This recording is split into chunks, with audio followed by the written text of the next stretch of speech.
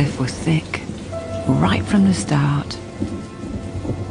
Wuthering Heights was not always the place you see today. That blackened prison on a bleak hill, where wind blows so hard the trees grow at a slant. On a sunny day, light spilled over the white stone floor and the huge glowing fireplace. There were rows of shining pewter dishes and silver jugs and tankards, and they towered as high as the roof. And after rain, I remember this, there was always the sweet sound of the beck flowing in the valley. It was a fine summer morning. We were eating our porridge in the kitchen when old Mr. Earnshaw came down, dressed for a journey. Father? Where are you going? Have affairs in Liverpool. Joseph, you'll look after the harvest while I'm gone. Aye, sir. Now then, Hindley, what shall I bring you? A horse. A chestnut. It's 60 miles there and back. Choose what you like, but let it be small. A fiddle. Very well, I'll fetch you a fiddle. What about you, Cathy? A doll? No. Well, what then? A whip. What does a little girl want with a whip? I can ride any horse in the stable. Can't I, Nelly? She can, sir. I want a whip. Oh. Oh, it seemed a long time. The 3 days of Mr. Earnshaw's absence. Is he back yet? Will he be back before tea? Give over, Cathy. And often did little Cathy ask when he would be Will he be home. back if I stand At by last the she got door? tired of running to the gate to look, and it grew dark. The old servant, Joseph, took out his Bible. So he that goeth down to the grave. At about 11 o'clock, the door latch was raised. Father! Oh, don't crowd me. I'm dead on my feet. Did you get me fiddle? Oh, something better than a fiddle. Look what I've got. You must take it as a gift of God, even though it's dark as the devil. Beneath his coat, he was hiding a ragged, black-haired child, big enough to walk and talk.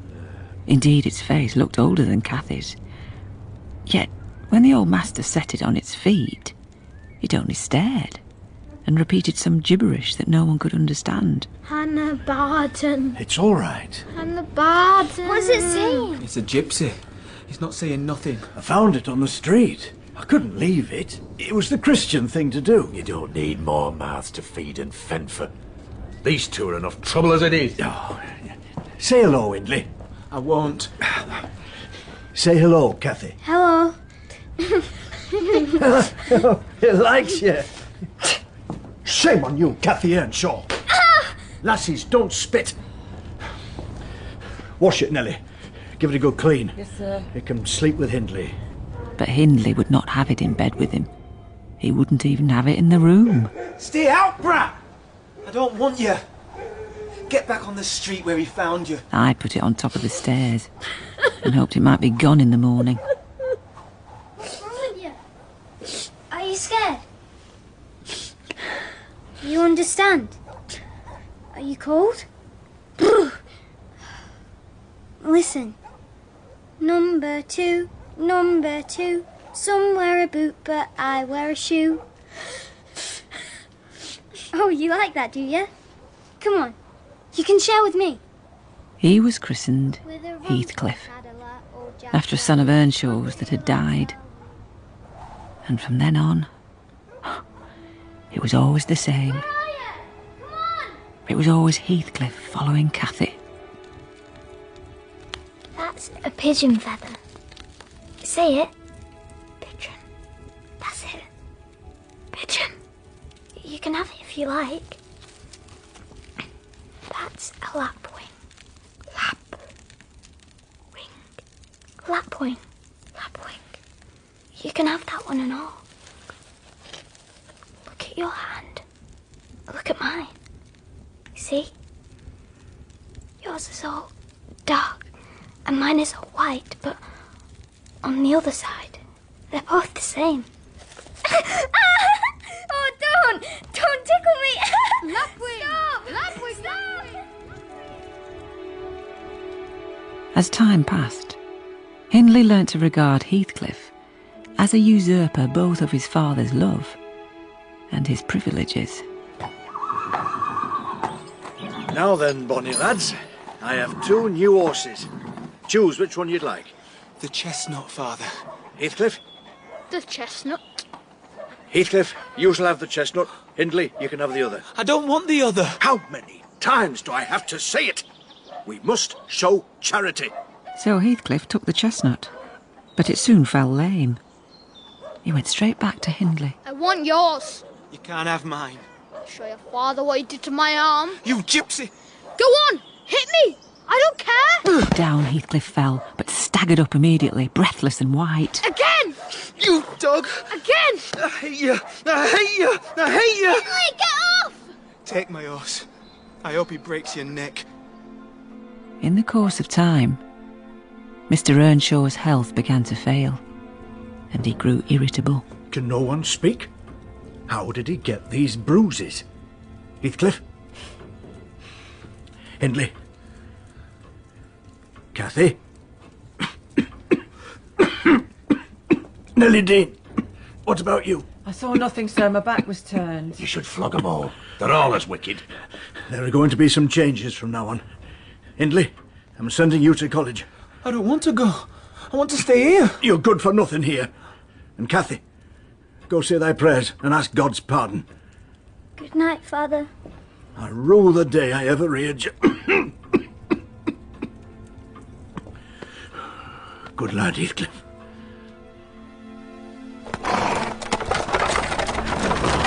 Bye, Hindley. Bye. I hope we might have peace at last. Heathcliff, come on. Race it to the stream. Now that Hindley was away, Heathcliff and Cathy were always together. Run, come on. It was their chief pleasure to run away to the moor in the morning and remain there all day. A wild slip she was, full of life. She was never so happy as when we were scolding her. Shame on you! Think on your soul! But she was much too fond of Heathcliff. The greatest punishment we could invent for her was to keep her separate from him. Not until you say your prayers. I don't want to say my prayers. I want to see Heathcliff. Nelly! Let me in! Oh, wicked! Wicked! May the Lord deliver us from evil. You'll never mend your ill ways, but go straight to the devil.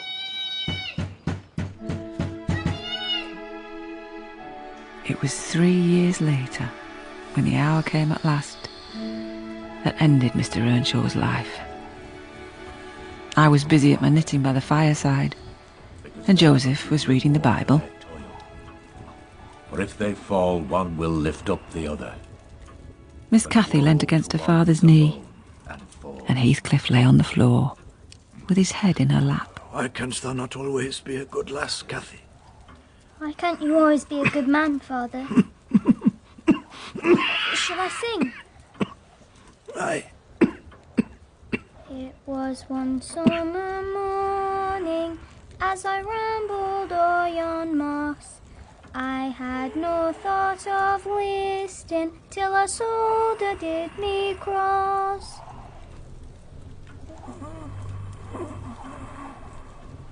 Father? Don't wake him.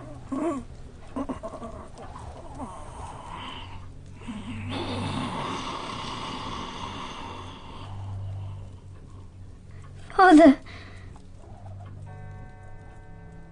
Joseph sent me to fetch the parson. And it was midnight by the time I went up to the children. Their door was open, but they'd not gone to sleep. Silver. No. Blue. No. What colour? Green. Green. Oh, green. Oh, do you know heaven's green? I just do. And they're singing too. Like this. Ooh, ooh, ooh, ooh, ooh. That's it. Ooh. I don't want to go if you're not there. You won't. Don't go close. Come on. You're safe with me.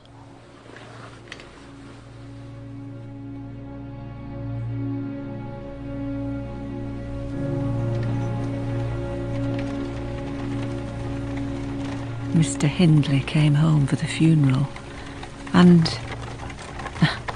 the thing that amazed us, he brought with him a wife. You must be Cathy. I've always wanted a sister. If someone put a comb through your hair, you'd be so pretty.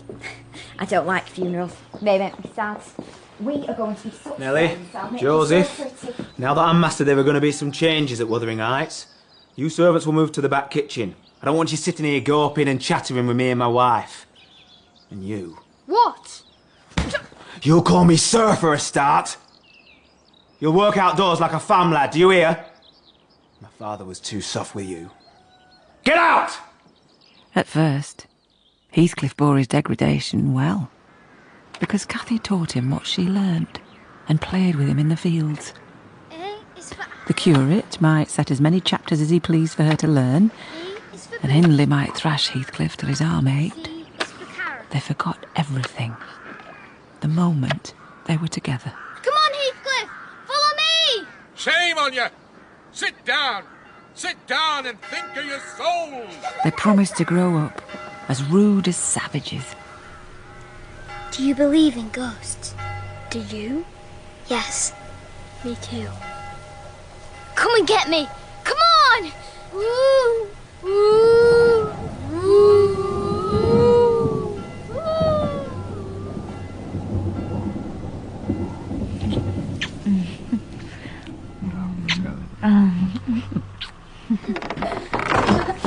Where have you two been? Out. It's Sunday. Father let us play on Sunday. Father's dead. I'm the master. Hindley. I don't see you two praying. I just see you kissing. Heathcliff, you dog. You won't sit with us anymore. You won't eat with us. You'll sleep in the stable, is that clear? You are not part of this family. Hindley, give over! You two will not play together anymore.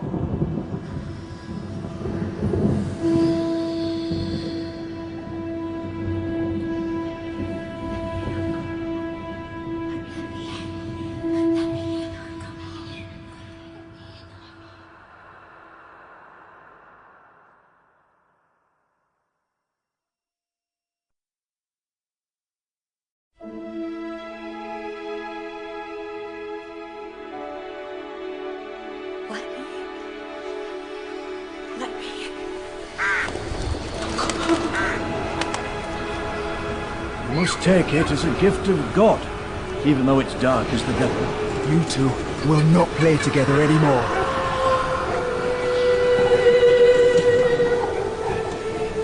Come on, Heathcliff! Follow me!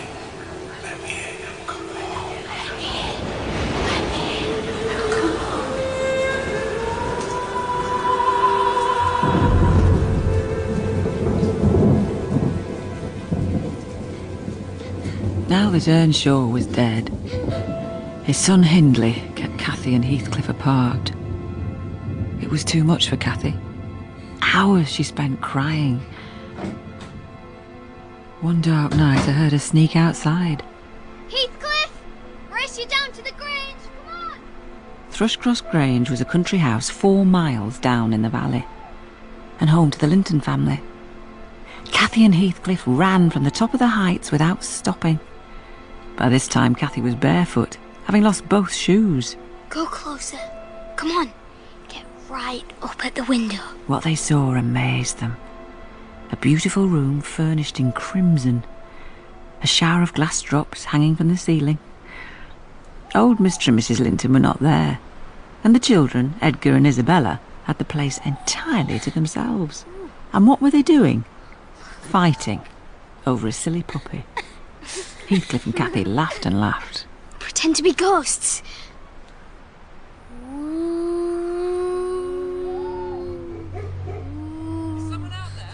Quick, Heathcliff! Run! They've let the bulldogs loose! Ah! Harry! The dog's got my leg! Harry! Go without me! Just run! I'll stay here with you! Heathcliff took a stone and thrust it between the dog's jaws, but it would not let go. Keep fast, Stalker! The dog's still a little girl! There's a lad and all! Trap him! He looks a right out and out. All this I learnt from Heathcliff when he came home that night alone. So where is she now? They have her. They carried her inside the Grange. Did you follow? Of course I followed. And?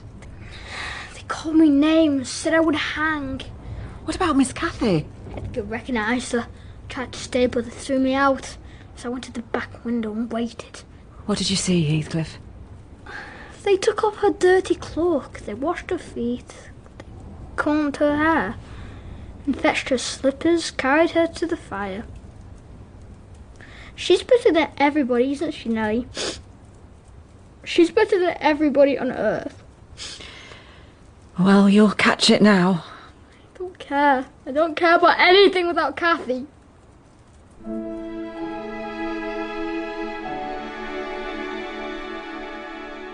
She stayed at Thrushcross Grange 5 weeks, till Christmas Eve. When she returned, she was no longer a wild, hatless little savage, rushing to squeeze us all breathless. Instead, there lighted from the pony a very dignified person with brown ringlets falling from beneath a feathered hat and a long coat she was obliged to hold up with both hands that she might sail in. Why, Cathy, you're quite a beauty. Hello, Hindley. Hello, Francis. Where's Heathcliff? Nelly, help Miss Cathy off with her things. Don't let the dogs jump. I'll get muddy. Cathy, look at you. I'm like a lady, aren't I, Nelly? Oh, best not hug me, I'm covered in flour. Where's Heathcliff? Heathcliff, come and bid Miss Cathy welcome, like the other servants. Heathcliff! You're so black and funny. Shake hands, Heathcliff. Nah. I didn't mean to laugh. It's because I'm used to Edgar and Isabella. They're coming tomorrow. You'll be all right if you wash. I'll be as dirty as I like. I want to be dirty. I am.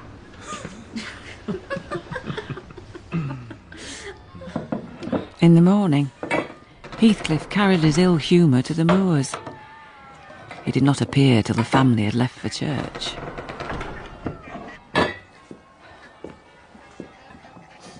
Nelly, Oh, hello, Heathcliff. make me decent. I'm going to be good. Like Cathy. Well, it's high time, Heathcliff. Edgar Linton will look a doll beside you. Hands. You may be younger, but you're taller than Edgar and twice as broad across the shoulders. You can knock him down in a twinkling. You've got to stop looking like a young man who expects to be beaten and then hates the world for beating him. Right, let's tackle this hair.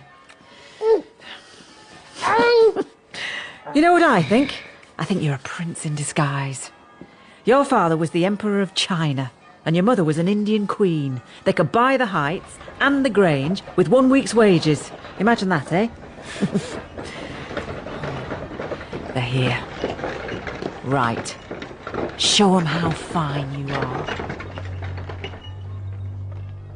But as ill luck would have it, as Heathcliff opened the door on one side, Hindley opened it on the other. What are you doing in the house? I told you to keep outside. Sir, he'll be no trouble. And why shouldn't he have his share of food as well as we? He'll have his share of my hand if I see him down here again. And what's he done with his hair? At this point, Edgar Linton peeped round the doorway, smothered in cloak and furs. Oh, it's like a colt's mane, that hair. It was too much. Heathcliff seized the first thing he could find, a pan of hot apple sauce, and threw it. What's happened? What's going on? Edgar! He burnt me! He burnt me! You'll not stand for this, Hindley. You'll not stand for this. We're not safe in our home. Come here, you! Come here! I got the dishcloth and rather spitefully scrubbed Edgar's face. His sister began weeping. Francis paced the floor, while Cathy stood by, confounded and blushing for all. Is he... Yes, he's flogging him. Merry Christmas. Oh, give over, Isabella. Has anybody hurt you? That brute of a lad has warmed me nicely. He shan't trouble us again. I've locked him in the garret. There was dancing that night, and the house was so full of guests that no one noticed Cathy slip away. It was past midnight, Miss Cathy! and the guests were gone when I found her. The little monkey had crept along the roof and entered the garret through the skylight. When she came out, Heathcliff came with her, and she insisted that I took him to the kitchen. I'm trying to settle how I shall pay Hindley back. When I'm thinking of revenge, I feel no pain at all.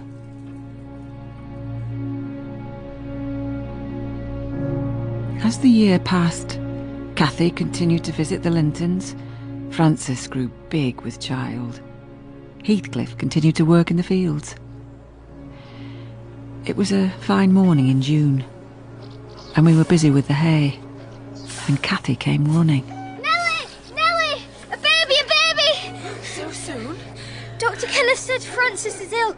She's been in a consumption for months. I heard him tell Hindley. Oh, quick. Let's get back to the Heights. You ought to nurse it, Nelly.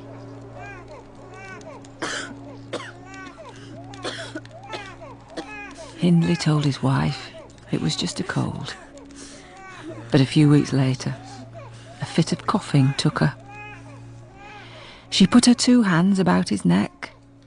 Her face changed, and she was dead. The child, Hareton, was left wholly in my hands. Shh. Hindley neither wept nor prayed. He cursed, he drank, he fell in with the worst kind of company. The curate stopped calling, and no one decent came near. Edgar's visits to Cathy were the only exception. And since she felt no temptation to show her rough side in his company, she developed a kind of double character. By the age of 15, she was the queen of the countryside. Where are you, Gypsy? While Hindley's treatment of Heathcliff was enough to make a fiend of a saint.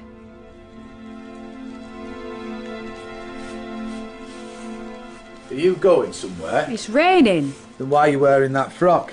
Why's Nelly combing your hair? You should be working in the field. I'll stay with you. I'll do nothing. You'll get another beating. I don't care. Keep still, will you, Cathy?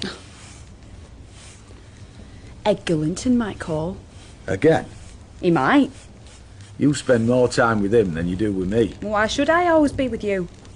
You might be a baby for anything you say. And you should try washing once in a while. You never said before that I talk too little, or that you dislike my company. It is no company at all when people say nothing. Miss Anshaw? Well, at least you have company now. Heathcliff!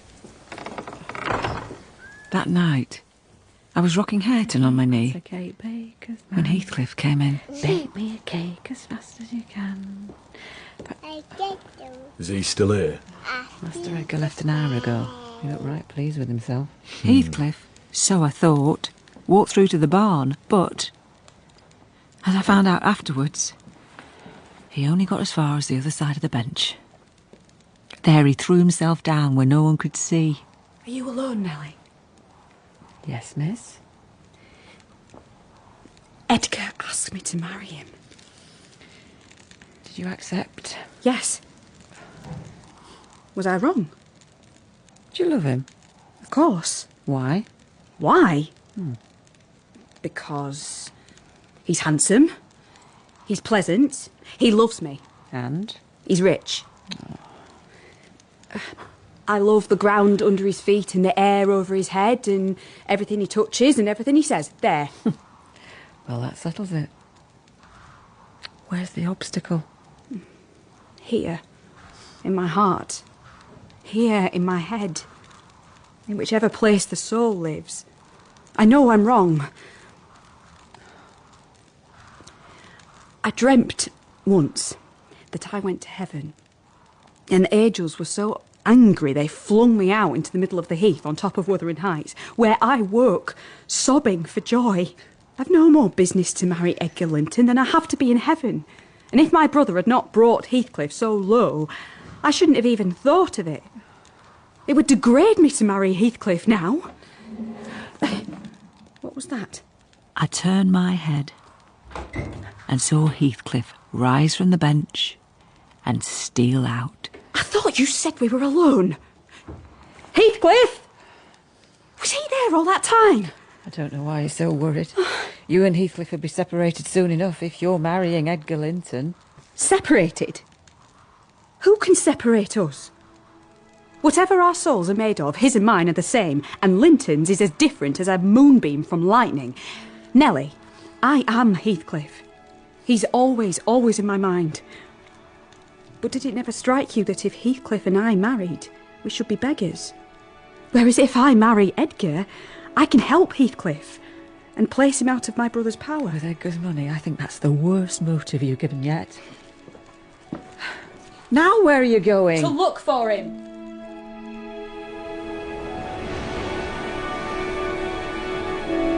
Heathcliff! Heathcliff, come back!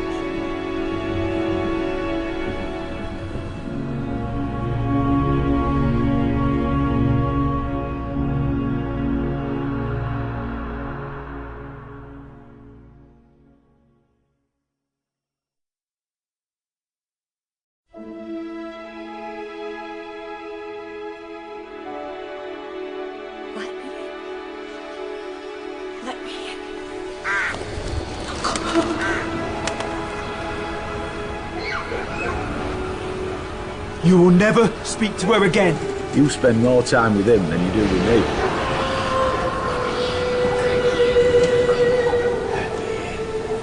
Edgar asked me to marry him. Now where are you going? To look for him. Let me in. Let me in. Come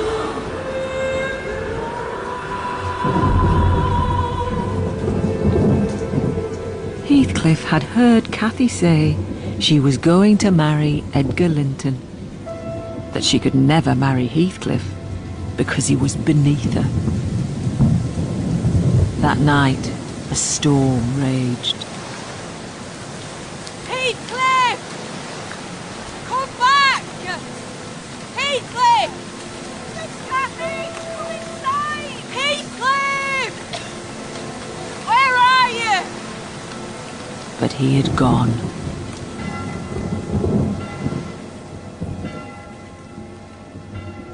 Edgar Linton, as multitudes have been before and will be after him, was infatuated and believed himself the happiest man alive the day he married Cathy. Only unto her, so long as ye both shall live.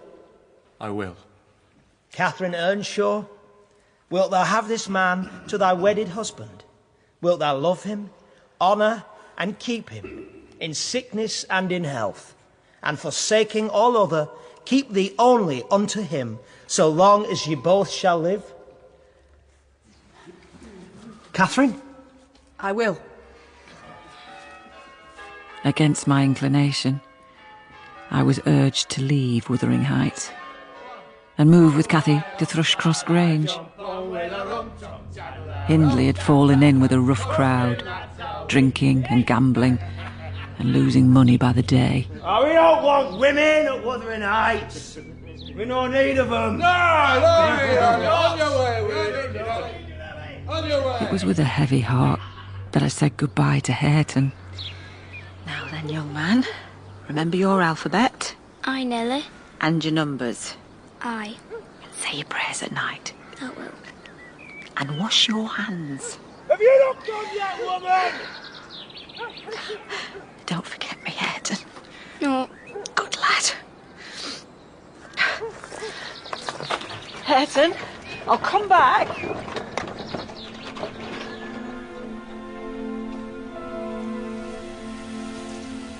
To my agreeable disappointment, Cathy behaved herself as Edgar's wife infinitely better than I dared to expect. Edgar, look at this. What is it, love? First crocuses. Look, aren't they beautiful? Yes, they are. She seemed almost over-fond of him, and even to Isabella she showed plenty of affection. Cathy had seasons of gloom and silence now and then, But Edgar put them down to an illness that had followed the night she stayed out in the rain. There had been times we thought we'd lose her. Edgar would do anything now not to cross her. Cathy, aren't you cold? Sitting at the window? I like it. Here, put this shawl around you. Thank you. No one has upset you? Not at all. What are you looking for? The heights? You can't see the heights from here. I'm happy, Edgar. They really were in possession of a deep and growing love. And then September came. Are you warm? I am, thank you. Mum, a person wishes to see you. Oh? He's outside. Oh, well, close the curtains, Nelly. I'll pour tea in a moment. I hope it's not another of Hindley's creditors. He's someone the mistress does not expect. He used to live at Wuthering Heights. What, the gypsy? The ploughboy? You must not call him by those names, master. She was heartbroken when he ran away. Besides, he looks a right gentleman now. I barely knew him. Edgar! Edgar, darling! Heathcliff's back! Well, no need to strangle me. He never struck me as such a marvellous creature. I know you never liked him, yet for my sake you must be friends.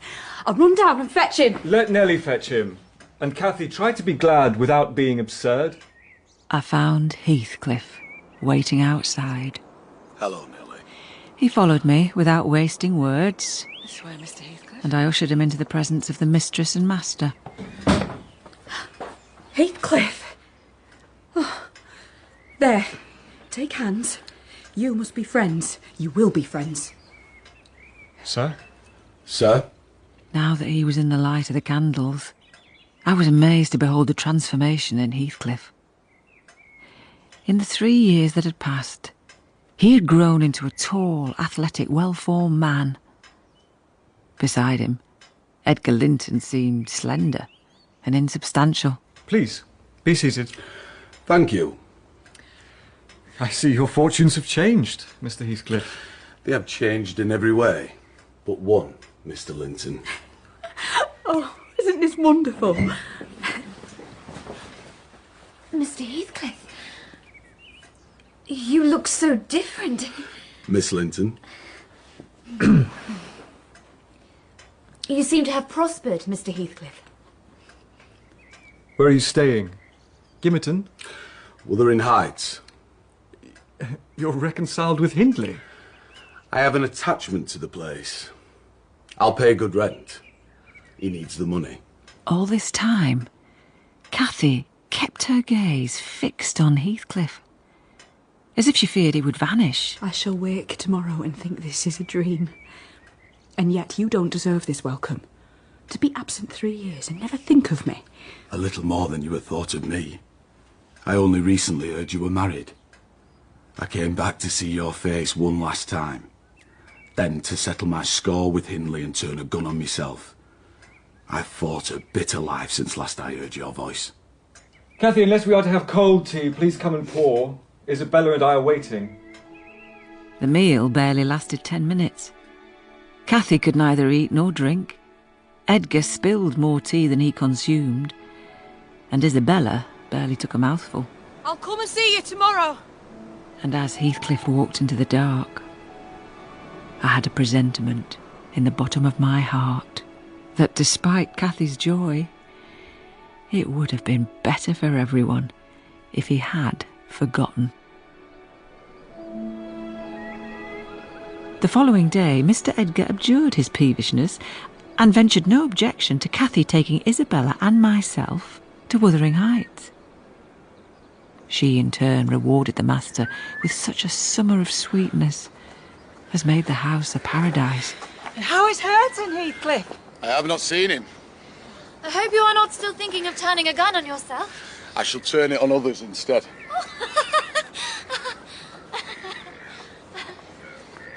Why did you not write? There was not much pen and ink where I was. And where was that? 3 years, and not a word. I struggled only for you. Were you a soldier while you were away? Isabella, can't you go and ramble? Ramble? Or whatever it is that you do. So, do you love him? He's a kind man. Do you? I do. You left without a word. You left and broke my heart. It almost killed me. But I am back. And I shall never leave again. We really should get home, ma'am. The master will be waiting. At first, Heathcliff's visits to Thrushcross Grange were cautious. Then my master's uneasiness experienced a lull, and we became more used to Heathcliff's presence. And someone else had begun to notice him too. Isabella, why aren't you eating? I have a headache. Then go to bed. Thank you, Nelly. Yes, Mum. It's your harshness that makes me unhappy. When have I been harsh? Oh, for heaven's sakes. Yesterday. I took you to visit Heathcliff again. You told me to ramble again. You wished me away because you know I like to be there. Nelly, is she sane? I like his company. I like his talk. I like his appearance. Oh, well, now I've heard it all. You're a dog in the manger, Cathy. I love Heathcliff more than ever you loved Edgar, and he might love me too if only you would let him. Have you any idea what kind of creature that man is? He's not a rough diamond, Isabella. He is fierce. He's pitiless. He'd crush you like a sparrow's egg. How else do you think he's got so rich? He couldn't love a Linton, though he's quite capable of marrying your fortune. I say all this, and I'm his friend. She's lying, Nelly. I know she's lying. Mr. Heathcliff has an honourable soul. How else could he stay true to her?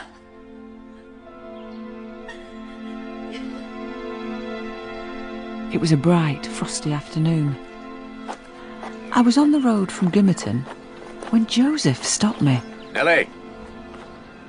We heard how it is at our folks. Hindley almost got his finger cut off in a fight. And Heathcliff's turned into a rare one. Up at sundown, dice, brandy and closed shutters till the next day at noon. Oh, that lad Ayrton. He's a right little devil. Cussing and running wild. I took the first opportunity to visit Wuthering Heights. A ragged, dirty boy was scratching at the earth with a stone. Ayrton? It's Nelly. Remember me? Go away. I'm come to see your father. Here. Do you want a present? No. It's a nice orange, a right juicy one. Give it me, damn you. Who taught you to speak like that? The curate? Damn the curate. Your daddy? Give me the orange. Who? Heathcliff. Heathcliff teaches you to swear? Aye, that father and all. I like him. Here. The orange is yours. Tell your father Nelly Dean is here. Quick. But instead of Hindley, Heathcliff appeared. Nelly Dean, what are you up to? I ran as hard as I could, feeling as scared as if I'd raised a goblin. The next day, Heathcliff was back at the Grange. Heathcliff, there you are. I'm proud to show you someone that dotes on you more than myself. Nay, it's not Nelly. Don't look at her. It lies in your power to be Edgar's brother. Cathy, don't. No, Isabella, you shan't run off. We were quarrelling like cats about you, Heathcliff. Mr. Heathcliff, kindly bid your friend release me. This is painful to me beyond expression. Heathcliff, why don't you at least smile?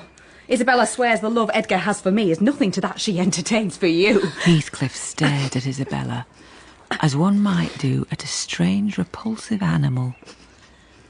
The poor thing grew white and red, and while tears beaded her eyes, she made use of her nails to loosen Cathy's grasp. There's a tigress. Look, Heathcliff, you must watch those fingernails. I'd wrench them off the fingers if they ever menaced me. I'll not stay another moment.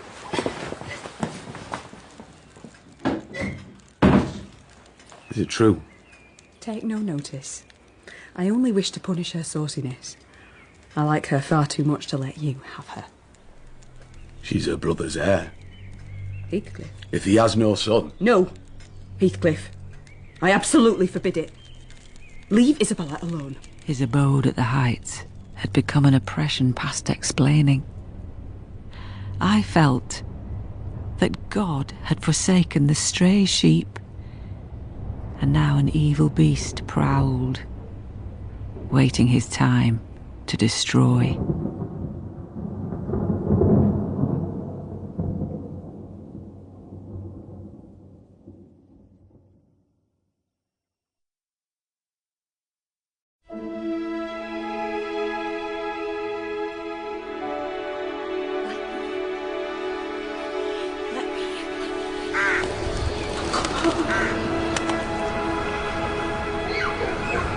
Heathcliff, come back!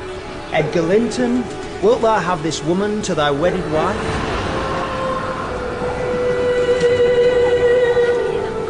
You left without a word. You left and broke my heart. I love Heathcliff more than ever you loved Edgar.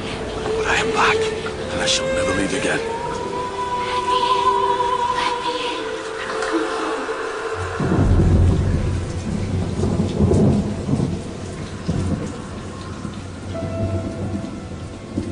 Cathy had warned Heathcliff to stay away from her sister-in-law. But I saw him sometimes when she left the room, smiling to himself, as if he had a plan and everything was falling into place. I determined to watch him with Isabella, even more closely. Fanny, stop! One afternoon, she was feeding pigeons in the courtyard when Heathcliff turned the corner.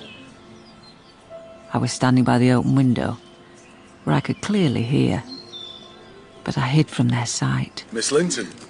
Mr. Heathcliff. Fanny, stop that noise. Is that a dog? I love her more than anything. More than anything, Miss Linton.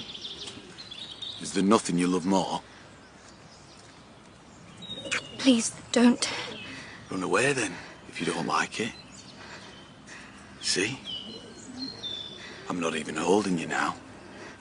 You're perfectly free. Nice hat, Miss Linton. Well, I've seen it all. You deceiver. You traitor. Who's the traitor, Nelly? Your worthless friend was out there kissing Miss Isabella. He was. There you are. Heathcliff, what are you playing at? I said you must let Isabella alone. I have a right to kiss her if she chooses. I'm not your husband. You needn't be jealous. I am not jealous of you. I am jealous for you. And don't you turn away from me. I'm talking. Marry Isabella if you like her. But do you, Heathcliff? Do you like her? You can't even answer. You have treated me infernally, Cathy. If you think I don't know it, you're a fool. If you think I'll be consoled with sweet words, you're an idiot. Meanwhile, I thank you for telling me your sister-in-law's secret. I've treated you infernally. You'll take revenge. How will you take it, you ungrateful brute? I seek no revenge on you. That's not my plan. If I thought you really wanted me to marry Isabella, I'd cut my throat. Oh, the evil is that I am not jealous, is that it? Then quarrel with Edgar, deceive his sister. That is the best way to revenge yourself on me. I left them together and quietly went to warn my master. When I told him what I'd seen and heard, he ordered me to fetch 2 men servants, and he rushed, followed by me, down to the kitchen. This is disgraceful. This is insufferable. Have you been listening at the door, Edgar? I have been patient with you, sir. I was aware of your miserable, degraded character, but felt you were only partly responsible. And since it was Cathy's wish to keep up your acquaintance, I acquiesced. But your presence is a moral poison that would contaminate the most virtuous. From now on, I deny you admission to my house. You will leave immediately. Oh, Cathy, this lamb of yours threatens like a bull.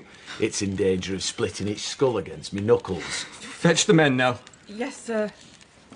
Stay where you are, Nelly. Cathy, what are you doing? There. The door is locked. It is just the 4 of us. If you have not the courage to fight him, make an apology. Give me the key. I was defending you and yours. I hope Heathcliff flogs you sick for daring to even think an evil thought of me. There. If you want the key, get it out of the fire. Edgar was taken with a nervous trembling, and his face grew deadly pale. And that is the slathering, shivering thing you preferred to me. I would not strike him with my fist, Cathy, but I'd kick him and enjoy it. My master quickly sprang to his feet and struck him a blow that would have floored a slighter man. While Heathcliff choked, Linton escaped through the back door. Get away while you can. He'll return with guns and half a dozen men. You're done with coming here now. Go, Heathcliff, before they kill you. That night, Cathy took to her room. She was very agitated. I am going mad, Nelly. 1,000 hammers are beating in my head. Tell Isabella not to come near me. This is all because of her foolishness. If I see her, I shall turn wild. And if you see Edgar, tell him I'm very ill. You look well enough to me. I'd like to frighten him. Besides, if he starts complaining or blaming, I'm certain I will answer. Then God knows where we might end. Will you do that, my good Nelly? Oh, well, if I cannot keep him from my friend, and if Edgar will be mean and jealous, I will break both their hearts by breaking my own. Cathy. Oh, what now? Have you been listening at doors again? Leave us, please, Nell. I would like a word with my wife. I did walk out the door, but I stopped just the other side. I'm not here to argue or be reconciled. I simply wish to know whether, after this evening's events, you intend to continue your intimacy Oh, with... for mercy's sake! Let's hear no more of that now. Your blood is like ice water, Edgar, but mine is boiling. Please hear me out. You can be as stoical as anyone when you please. I have spoken to my sister. I have warned her that if she continues to encourage her worthless suitor, this will no longer be her home. So, Cathy, I come to you now. Will you give up Heathcliff, or will you give up me? The choice is yours. Catherine locked herself in her chamber and refused to come out. She was still there the next morning. Ma'am! Leave me! Are you not hungry? Does Edgar miss me? He's reading, ma'am! My master spent his time in the library, waiting for her to apologise. And since he did not inquire after his wife, I did not inform him. I'll be dining in here this evening. Yes, sir. After 3 days, Cathy unlocked her door and called for me. It was very late. I'm dying, Nelly. Nonsense. Get into bed. Did you hear what I said? I will die. Since no one cares about me, I will. What is that apathetic being doing? Are you referring to your husband? He's studying. He's among books and I am dying. You're not dying, ma'am. These 3 nights I've never closed my eyes. And I've been tormented. I've been haunted, Nelly. But I begin to think that you don't like me. Strange. I thought that though everybody hated and despised each other, they could not avoid loving me. Tossing about, she tore at the pillow. Then she seemed to find childish diversion in pulling feathers from the holes, one by one. That's a pigeon's. Can you say it? And that's a lapwing. Lapwing. Number one, hold my horse while I jump on. Heathcliff set a trap over the nest, and I made him promise he'd never kill a lapwing after that. And he didn't, did he, Nelly? Oh, get over with your baby talk. The down's flying about like snow. What is it? Don't you see that face? What face? There, on the old cupboard. There is no old cupboard. There is no face. Nelly, the room is haunted. Oh, I'm afraid of being alone. I hope it will not come back when you are gone. No, you just need to sleep. Do you know what happened after I locked myself in this room? utter blackness overwhelmed me. And Nelly, I'll tell you what I thought and what has kept coming back to me till I feared for my reason. I thought I was in my oak box bed at Wuthering Heights. I was a child, and Father was just buried, and my heart ached with grief from the separation that Hindley had ordered between me and Heathcliff. Supposing, when I was 12, I had been wrenched from what I loved, as Heathcliff was. Suppose I was an outcast. Oh, you mustn't think these things. I'm burning, Nelly. I wish I were out of doors. Oh, I wish I was a girl again, half savage and half free. Why am I so changed? I'm sure I would be myself again if I were among the heather on those hills. Open the window. No, ma'am. Why don't you move? Because I won't have you catch your death of cold. You won't give me a chance of life, you mean? Well, I'm not helpless yet. I'll open it myself. Sliding from her bed before I could hinder her, she threw open the window. She seemed careless of the frosty air that cut about her shoulders. There was no moon that night. We could see nothing. Look! That's my room at Wuthering Heights. See? With the candle at the window. And there is Joseph's window in the garret. He's waiting for me to come home so that he may lock the gate. Well, he'll wait a while yet. It's a rough journey, and we must pass by Gimmerton churchyard. We've braved its ghosts before. But Heathcliff, do you dare now? They may bury me 12 feet deep and throw the church down over me, but I won't rest till you are with me. That's enough. There's no window, there's no candle. Come away from the window, ma'am. He'd rather I came to him, but then he always followed me. Heathcliff! Come on! What is this noise? Sir, my mistress is ill and she quite masters me. Pray, come and persuade her to go to bed. Forget your anger, for she's hard to guide any way but her own. Cathy is ill. Why did you not fetch me? Shut the window now. Cathy. How did this happen? She's been fretting here and scarcely eating.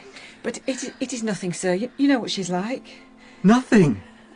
You call this nothing?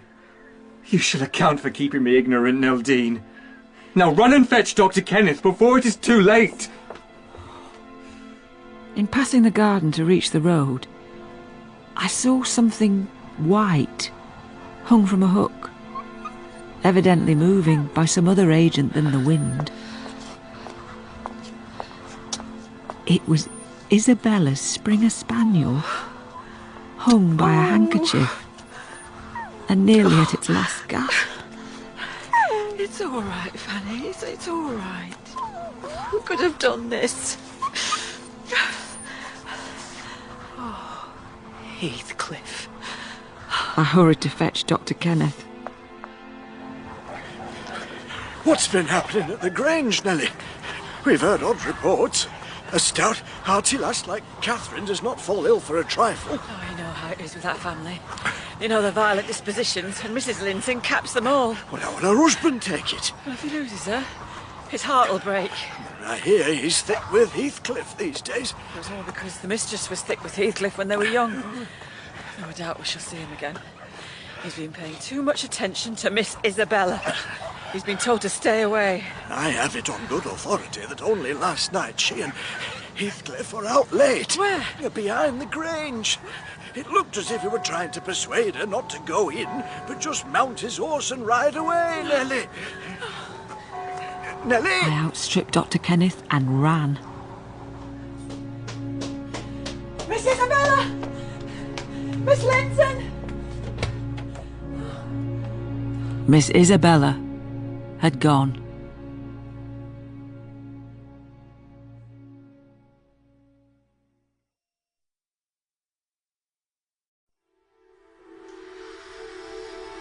Let me in. Let me in. Let me in. Come on. Let me in. Come on. My suspicions were confirmed. Isabella's room was empty. She'd gone. But what could I do? I could not pursue them, and I did not dare disturb my master, absorbed as he was in Miss Cathy's illness. I saw nothing for it but to hold my tongue. Come.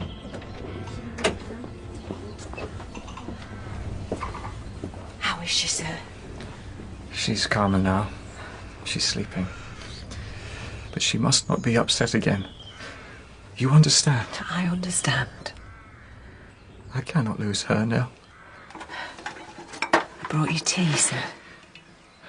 I'm surprised my sister has not come down. Sir. Oh, what would we have next? Master, our young lady. Hold your noise, Mary. Can't you see the missus is sleeping? What ails Miss Isabella, Mary? She's gone. Yon Heathcliff's run off with you. No. That cannot be true. Now, go and fetch her. I met the lad that fetches the milk. He asked about the trouble at the Grange, and I thought he meant Mrs. Sickness, and I said it were right dangerous. But then he told me how a gentleman and lady had stopped at the blacksmith's. You could not mistake Heathcliff, he said. And the lady, she had a cloak about her face, but then it fell, and it was Miss Isabella, sir, plain as day. They rode on afterwards as fast as the road would let him. The news is all over Gimmerton. Thank you, Mary. That's all. Sir. Why did no one tell me before? We might have stopped them. What should we do, sir? She went of her own accord. She had a right to if she pleased. But she's in danger. She is no longer my sister. Not because I disown her, but because she disowned me. Sir. That will be all. A few weeks later, Isabella wrote, announcing her marriage to Heathcliff. Edgar did not reply. The crocuses came. Not too hot. The snow melted. Sweet enough. No mother could have nursed a child more devotedly than Edgar tended his wife. This time, last year, Cathy, I longed for nothing more than to have you under this roof. Now I wish you were a mile or two up in those hills. The air blows so sweetly up there. I feel it would cure you. I shall never be there, but once more. And then you'll leave me, and I shall remain there forever. No, darling, no. You will get better. In time, she was strong enough to move from one room to another, leaning on his arm. And there was more good news. My mistress was pregnant. But life was very different up at Wuthering Heights. Isabella wrote again, this time to me. She and Heathcliff were back. Hello? Hello? Isabella had hoped to find allies at the Heights. Instead, she found the child Hareton, dressed like a ruffian and guarding the gates with a bulldog. Hello? As if the old farmhouse were now a castle. Anyone? She found Hindley so drunk and slovenly and gaunt. She barely knew him. Hello? What's your business? Who are you? My name was Isabella Linton. I'm lately married to Mr. Heathcliff. It's changed. So, Heathcliff's back, is he? He left me at the gate and rode off. Where is the maid? The what? Please, I'm very tired with my journey and I want to go to bed. There's no maid here. You must wait on yourself. Where shall I sleep? Joseph will show you Heathcliff's chamber. And please, be so good as to fasten your door tonight. Lock myself in a room with Heathcliff. Every night I go to his room and try the door. If once I find it open, he's done for. Heathcliff has bled me dry. But I will get it all back. I'll have his gold, and then his blood. And hell shall have his soul.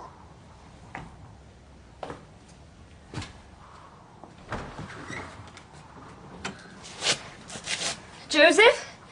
No? Kindly direct me to the parlour. Parlour? There's no parlour here. Then I shall go upstairs. Show me a chamber.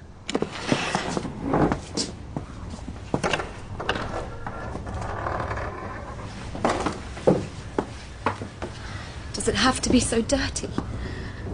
Is there no woman here? Mim, mim, mim. You think you're too good for us, do you?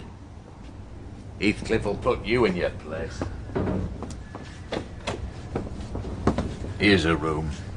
This is not a place to sleep. I want to see my bedroom. Oh, your bedroom. Your bedroom, do you? Why did you not say? Show me where my husband sleeps. Heathcliff sleeps in the room he allus used to sleep in.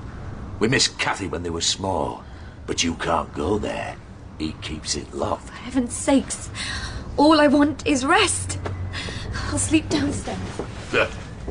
Isabella made her way downstairs and flung herself into a chair. Exhausted as she was, her sleep was deep and sweet. But it was over far too soon. Heathcliff had heard the news of Cathy's illness, and now he was back. A tiger or a serpent could not rouse terror in her equal to that which he wakened. What are you doing? Sitting up? Waiting for you. You have the key for our room. Our room? It'll never be ours. Not as long as I live. Oh, I was a fool to follow you. I was a fool to have anything to do with you. Cathy is ill. She has been dangerously ill, and I blame no one but your brother. As much as Cathy suffers, so shall you. This was no letter a new bride should have to write. It ended with the pitiful words, "Is Heathcliff a man? If so, is he mad? Don't write, Nell. Come and bring me something from Edgar. I expect you every day." Your sister calls him a devil, a wolf. Hindley gambles and drinks and has lost everything to him. She asks your forgiveness. How can I forgive her when there is nothing to forgive? Oh, sir. I am not angry with her, Nell. I am only sorry to have lost her. She begs me to visit. Will you come? A visit is out of the question. You won't even write. There will be no communication between his family and mine. Nothing good will come of it. And Nell, Sir? on no account tell my wife where you're going. She must have nothing to do with that man. There was never such a dismal scene as the one that met me at Wuthering Heights. The floor that had been so white was now grey, and the once brilliant pewter dishes were dark with dust. Isabella's pretty face was pale and listless, her hair hanging lankly down. The only half-decent thing was Heathcliff. He never looked better. There was no sign of Hareton, not even at the gate with his dog. Mrs. Heathcliff. Do you have anything? No need to whisper. There are no secrets here. I have nothing for you, Isabella. My master sends his love and wishes for your happiness. But he will not write. He will not come. I see. Where's Hindley? The devil knows. Hareton? Running wild. How is Cathy? She's been very ill. Though if you ask me, she brought it on herself. But her life has been spared. And if you have any regard for her, you'll avoid crossing her way. You'll leave this place altogether. Cathy Linton is as different from your old friend, Cathy Earnshaw, as light is from dark. I must see her. Another encounter between you and the master would kill her. That could be avoided, with your help. No. Heathcliff, I won't help you. You think she has forgotten me? Nelly, you know she has not. You know as well as I do that for every thought she spends on Linton, she spends 1,000 on me. It is not in him to be loved like me. How can she love in him what he has not? Cathy and Edgar are as fond of each other as any two people can be. Your brother has been wondrous fond of you. He cast you off with surprising speed. He is not aware of what I suffer. My young lady is looking sadly the worse, Mr. Heathcliff. Someone's love comes short in her case, too. I should guess it is her own. She degenerates into a slut. She gave up everything to be in this wilderness with you. She gave it up under an illusion, believing I was a hero of romance. But she begins to know me now. I hate you. Are you sure of that, Isabella? If I let you alone for half a day, won't you come creeping back? Tell your master, Nelly, that I never met such an abject thing as this. The first thing she saw me do on coming with me was to hang her little dog. I begged you to stop. There is no brutality you would not bear so long as it did not touch you.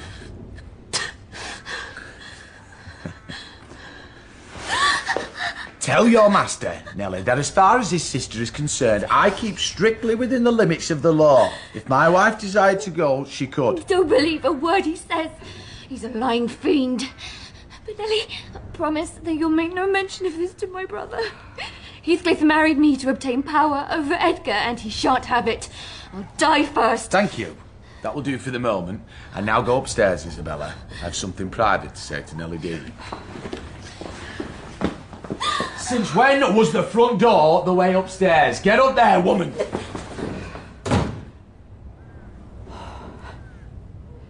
I have no pity. The more the worms writhe, the more I yearn to crush out their entrails. Do you even understand what the word pity means? Well, goodbye, Heathcliff. Tell Hayton I asked after him. Put your bonnet down, Nelly Dean. You're not going anywhere until you agree to help me see Cathy. I told you, no. And you shall not treat me the way you treat your wife. I mean no harm, Nelly. I don't desire to trouble Mr. Linton. I only wish to hear from Cathy, how she is, and why she has been ill, and to ask if anything I could do would be of use. Stay away from her, Heathcliff. That is how you can be of use. I was there last night. At the Grange? I'll go again tonight, and tomorrow after that. I'll haunt the place until I find an opportunity of entering. If Linton stops me, I will knock him down. If his servants threaten me, I have a pistol. Wouldn't it be better all round if I simply spoke to Cathy? There would be no violence, Nelly, no blame. We know how much you hate blame. No, Heathcliff. Give her this letter. She's all nerves. She could not bear the surprise of seeing you. Give over this idea. If you don't, I shall inform my master. You'll tell on me, will you? In that case, I must take measures to secure you. Heathcliff, you cannot lock me in. Let's settle this now, Nelly. Will you remain prisoner here while I fight my way to Cathy over Linton and his footmen, or will you be me friend, as you always have been, and take my letter? I argued, I complained. I flatly refused him 50 times. My journey home was even sadder than my journey there. Was I right? Was I wrong? I did what was expedient. And I was wrong.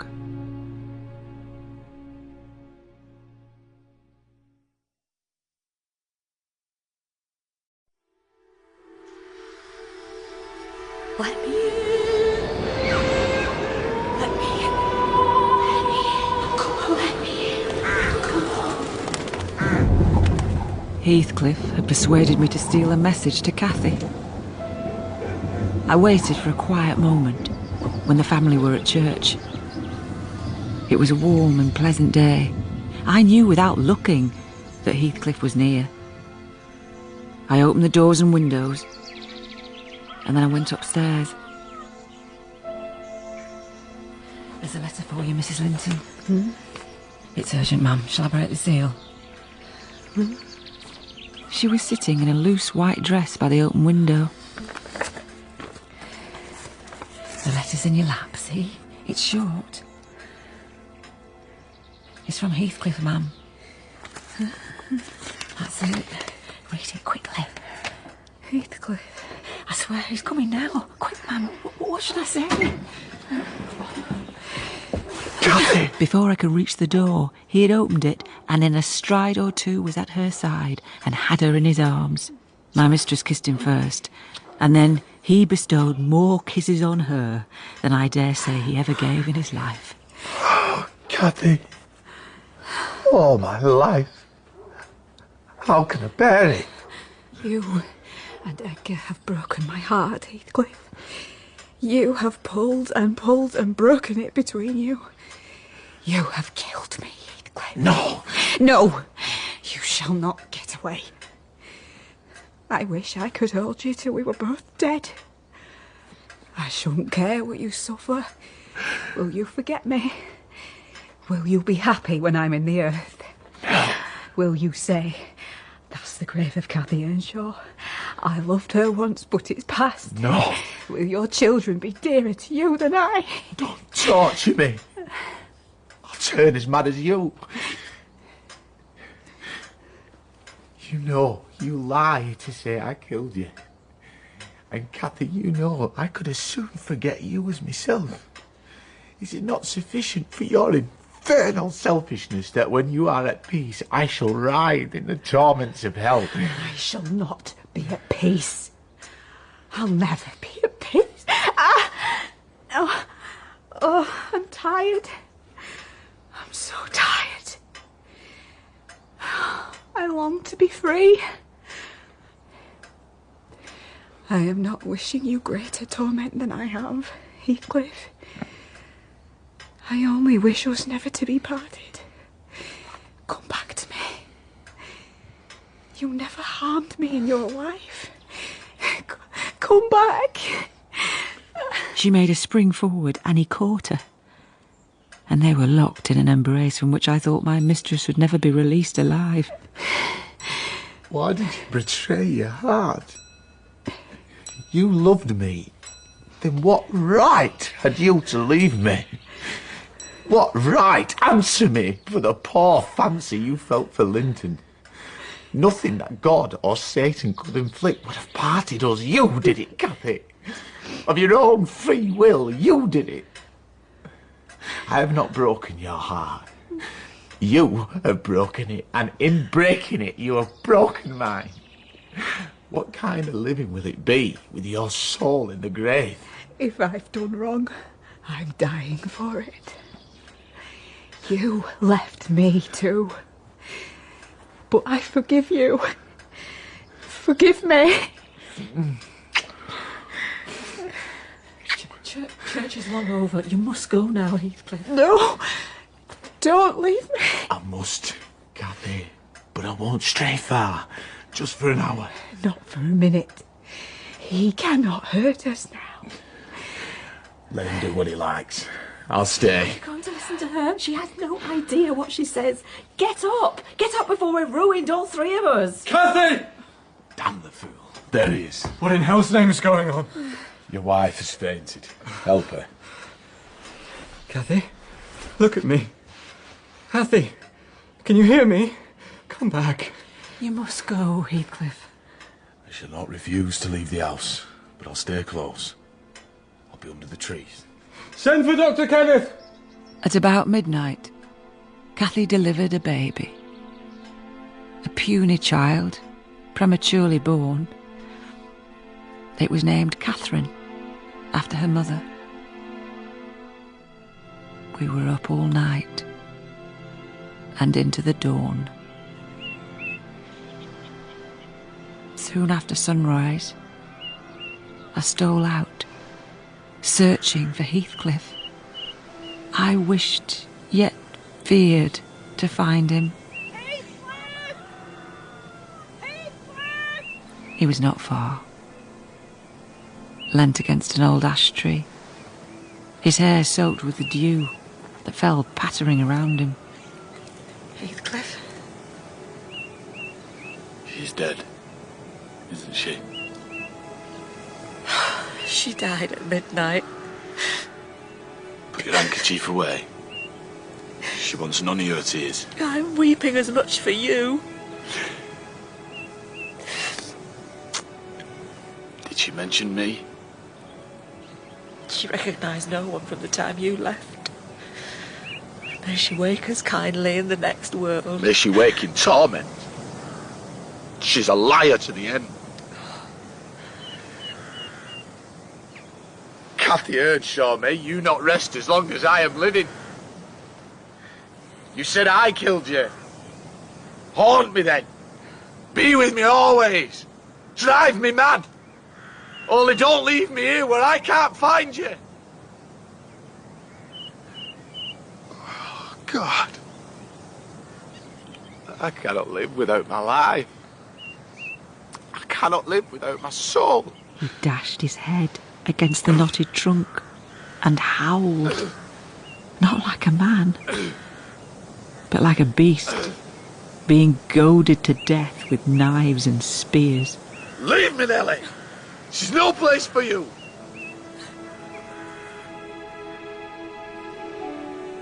Her coffin remained uncovered and strewn with flowers in the drawing room, with a locket of Edgar's hair at her neck.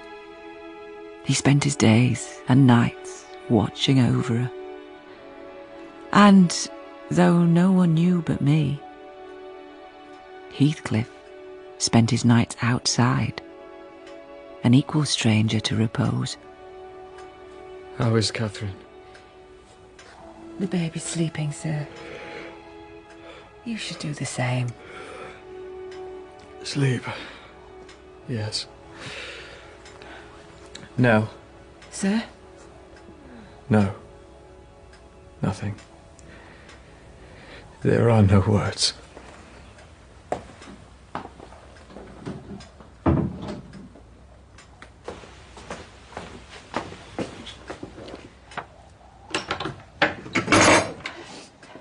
Heathcliff! I know you're there. I'm leaving the window open for you. Afterwards, no one would have known he had been inside. Only I noticed the disarrangement of the drapery around Cathy's face, and a light curl of Linton's hair on the floor, which Heathcliff had taken from the locket round her neck. He'd replaced it with a black curl of his own. I twisted the two locks into one and put them in the locket. Cathy Linton's grave was dug in the corner of the churchyard, where the wall is so low that heath and bilberry plants have climbed over it. A simple headstone marks the place. Hindley was invited to the funeral, but he did not come. As for Isabella, she was not asked. And it was a cruel scene that night at Wuthering Heights.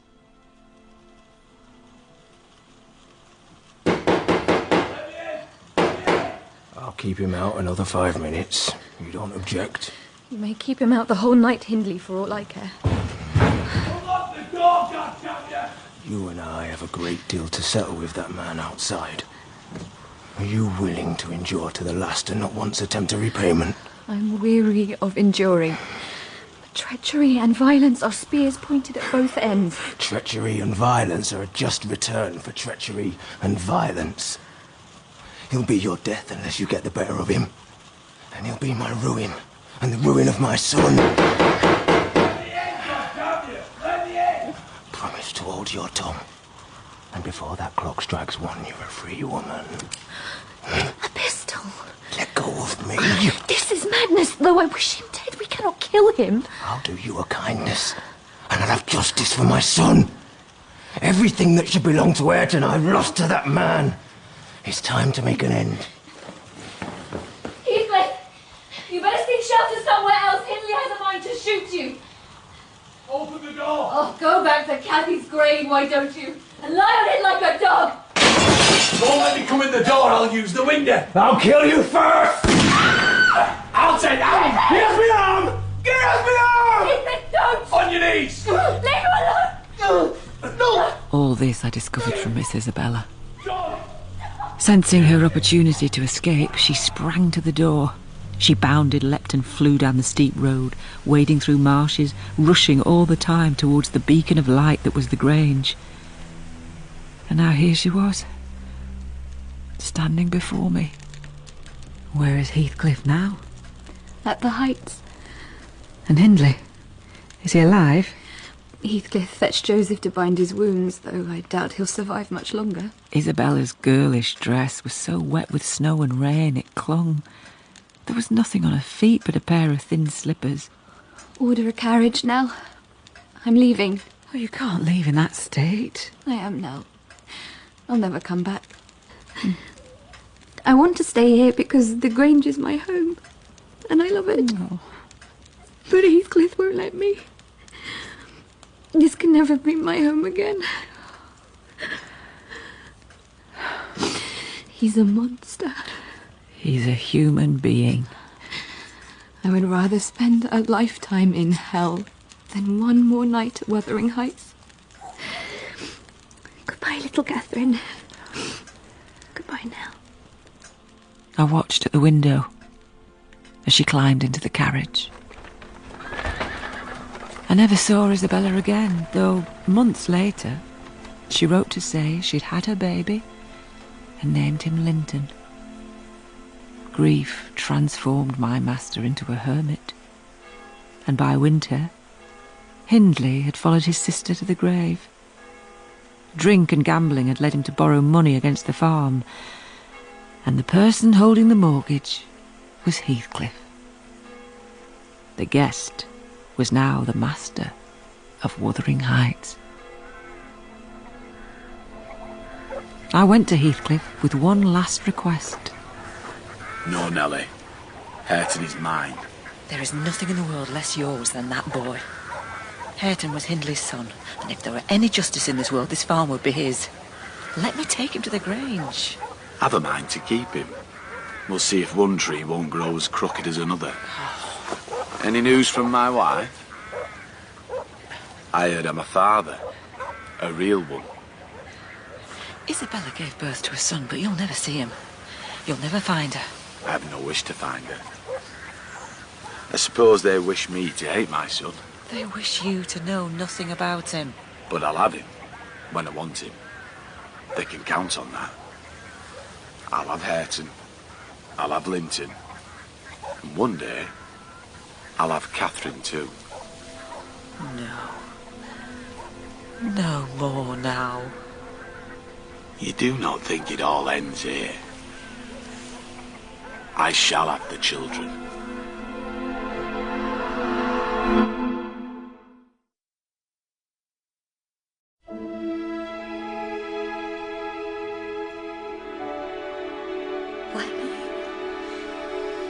Let me in.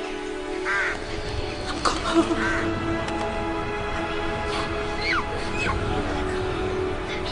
You have killed me, Heathcliff. Why did you betray your heart? She died at midnight. He's a monster. You do not think it all ends here. I shall have the children. Let me in. Let me in.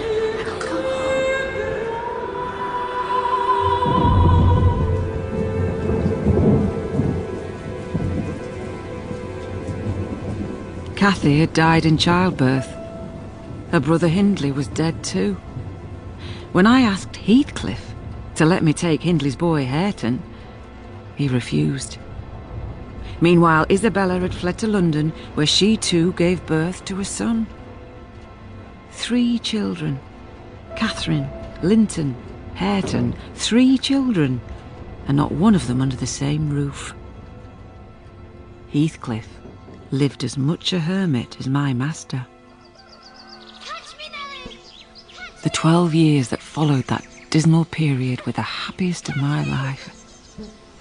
Catherine Linton was the most winning thing that ever brought sunshine into a desolate house. She had the Earnshaw's handsome dark eyes, but the Lintons' yellow curling hair.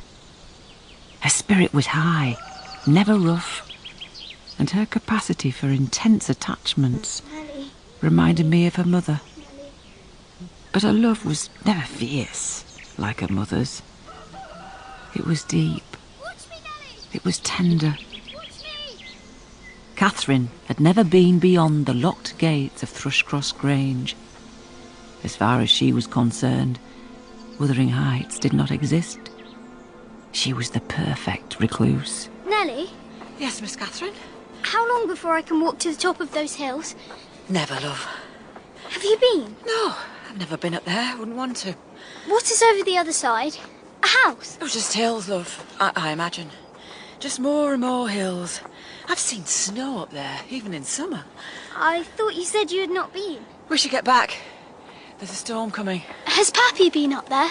Thrushcross Grange is the finest place in the world. Now hurry, before we get soaked. It was at this time that Isabella wrote to her brother, entreating him to visit her in London. She is dying, Nelly. She wants to say goodbye. I hope you'll go, sir. I will go immediately. And her son? She has asked me to bring Linton home to the Grange. I gather he's a delicate child. Well, Miss Catherine will be happy. She needs a companion. And I'm not so fast on my feet these days. Nelly, while I'm gone, keep an eye on Catherine at all times. She must never leave the park. She must never go beyond the gates. Not even if you accompany her. You understand? When have I ever let her out of my sight?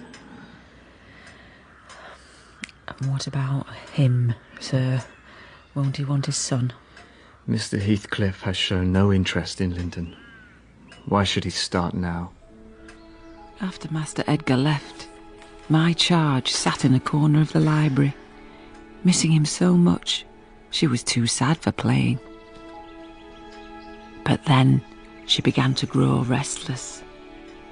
One morning she came to me and said she was an Arabian merchant going to cross the desert on her pony and that she needed provisions for her journey. There. Apples, cake, piece of pie. Now keep your hat on in the sun and stay where I can see you. All right? Yes, Nelly. And stop at the gates! Bye, Nelly! She was not back in an hour. She was not even back for tea. You may guess how I felt. Miss Catherine!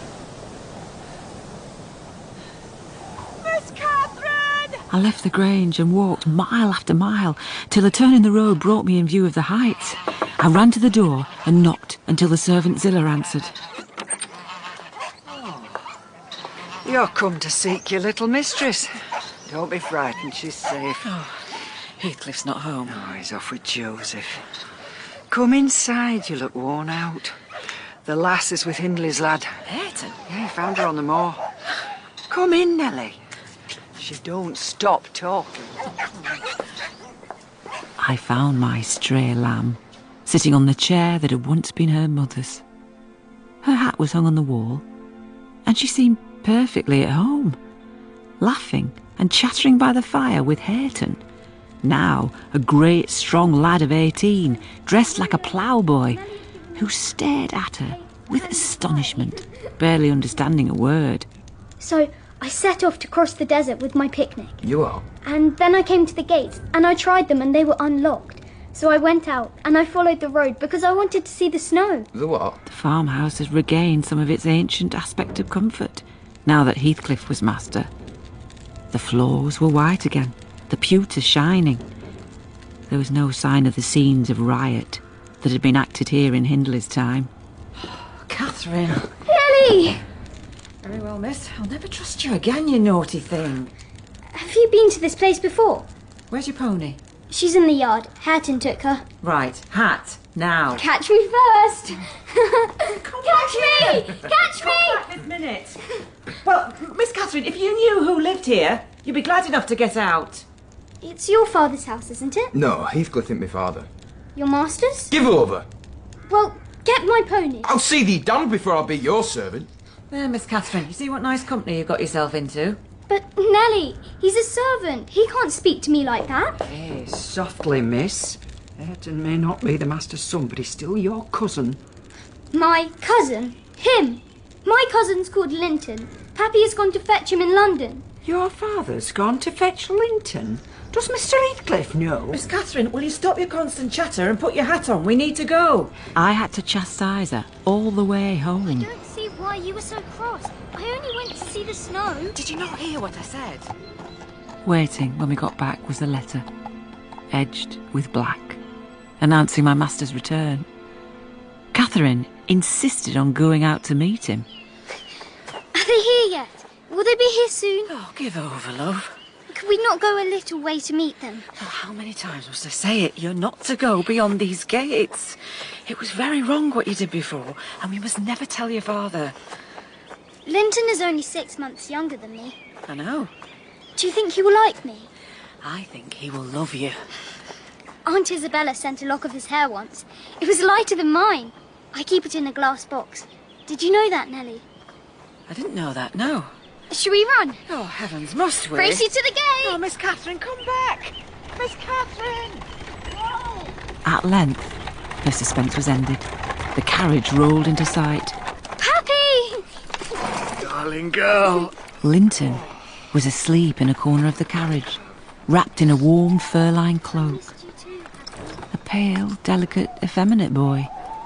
He looked nothing like his father, Heathcliff, and every bit like his uncle Edgar. Can I see? Can I see him? Where is my cousin? Here he is. Say hello, Catherine. Remember, he has just lost his mother. He's not so lively as you. Hello, Linton. I want to go to bed. Oh, come, there's a good child. Tea set in the library. Why is he crying? What is the matter now, Linton? I can't sit on a chair. Go to the sofa then, and Nelly shall bring you some tea. Should I help you? There. Shall I pour it into a saucer? He's not a baby. He likes it. You like it, don't you, Linton? Yes.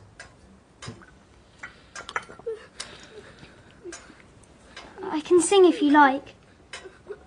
The Grand Old Duke of York, he had 10,000. He'll do well, Nelly. He marched them If up we to can the keep top of the him. hill and Aye, let sir, them down if again. we can keep him. And when they're up, they're up.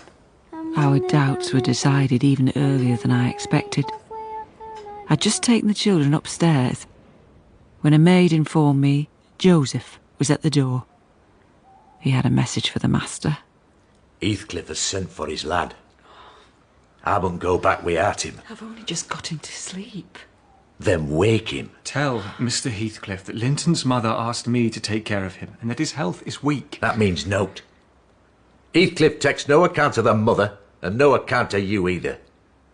But he'll have his lad, and I must take him. Please, leave my house and repeat to your master what I have told you. As you choose. But in the morning, he'll come himself. And throw him out, if you dare. Nelly will bring the boy. First thing. Linton was very reluctant to be roused from his bed at 5, and astonished to be told he must prepare for further travelling. I wrapped him up in his cloak and hat, and set him on Miss Catherine's pony. Where are we going? To see your father. I thought I was to stay at the Grange. Mamma never told me I had a father. Where does he live? Over the hills, not far. How am I to love him if I don't know him? Will she be there too? Oh, Master Linton. My cousin who fed me from a saucer. Oh, no. My uncle? Not him either. Is my father like me? Less of your questions, little lad. As we arrived at Wuthering Heights, I watched him solemnly take in the carved front and low latticed windows, the straggling gooseberry bushes and crooked firs. He shook his head. There we are. Now, come on, let's go inside. It was 6:30, and the family had just finished breakfast. Zilla was wiping the table. Joseph stood by his master's chair, complaining, and Hareton was preparing for the hayfield. Here's Linton, Mr. Heathcliff. God, what a beauty. What a lovely, charming thing.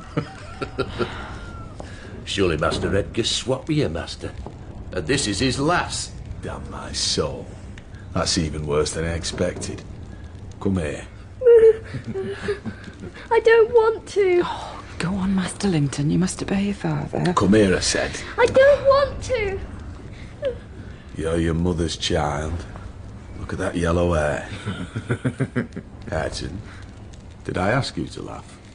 No? You'll serve this lad as your master. Whatever he wants, you fetch. You're not fit to lick his little shoes. Aye. Off to the field with you. Goodbye, Hareton. Where are your manners? Say goodbye to Nelly Dean. Goodbye. So, Linton, your mother never spoke of me? No. Well, your mother was a wicked slut. Be kind to the boy, Mr. Heathcliff, or you'll not keep him long, and he's all you have in the world. Remember that. Oh, I'll be very kind. You shall want for nothing. Though there is more of me in Hareton than there is in that thing. You know your way to the door, Nelly. Goodbye, Master Linton. Don't leave me here.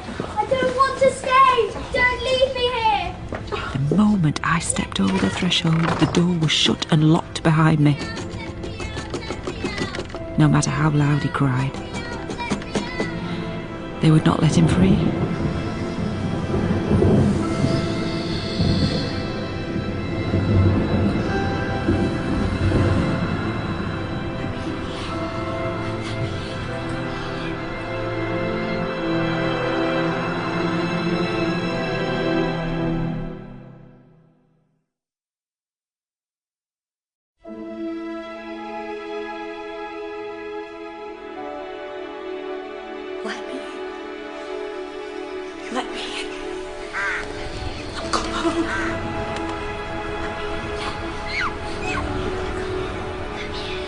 She has asked me to bring Linton home to the Grange.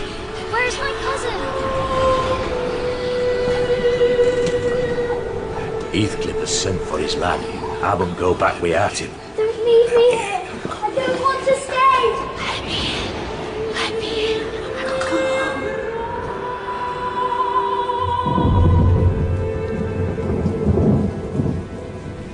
Heathcliff had demanded the return of his estranged son, Linton.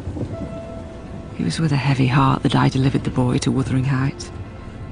When Catherine heard the news, such tears followed. Her father promised to bring him home. But there was no chance of that. Linton was with Heathcliff now. Time wore on at the Grange till Miss Catherine reached 16. Poor child. Her birthday was a solemn occasion, being also the anniversary of her mother's death. I could not help but feel sorry. I'm not sad. I just wish my father was happy. He loved your mother very much. What was she like? Tell me again. Her spirits were always high. There was no reining her in. Why don't we take a walk beyond the gates? A little one. You know why? Your father forbids it. We could look for eggs. He wouldn't know. It is my birthday. Nelly. Number five, summer. Catherine bounded before me and returned to my side like a young greyhound. She was so happy that day. Hurry up! Hurry up! We must turn back. The Grange is way behind. Just to the top of the hill. Oh, wait! By the time I reached her, she had also been reached by someone else. But I haven't got any eggs. I didn't touch them. This is my land, young lady, and you are poaching. Mr. Heathcliff! Let her be! Do you know this man, Nelly? Do I? You know my son. And though your nurse is in a hurry, she looks as if she needs a rest. My house is close. No, that is entirely out of the question. Nelly, hold your tongue. Miss Linton, come for tea. I struggled to free my arm, which he had seized. But she was scampering ahead at full speed. Mr. Heathcliff, this is very wrong. You know you mean no good, and I shall get the blame. It seems to me you never get the blame. Besides, my motives are entirely honest. The cousins will fall in love. The cousins will get married. Oh, that will never happen. Linton will scarcely last till he's 18. He dies, the Grange is mine. Miss Catherine! Come back right now! Come on, Nelly. We know this place. That's it, Miss Linton. Go inside. He smiled, and I was foolish enough to imagine the memory of her mother might protect her. Linton had not grown. Not only were his features as delicate as before, but he still sounded like a child. He was sat by the hearth, drying his feet. Linton, is that you? Miss Catherine! Oh, have you been here all this time?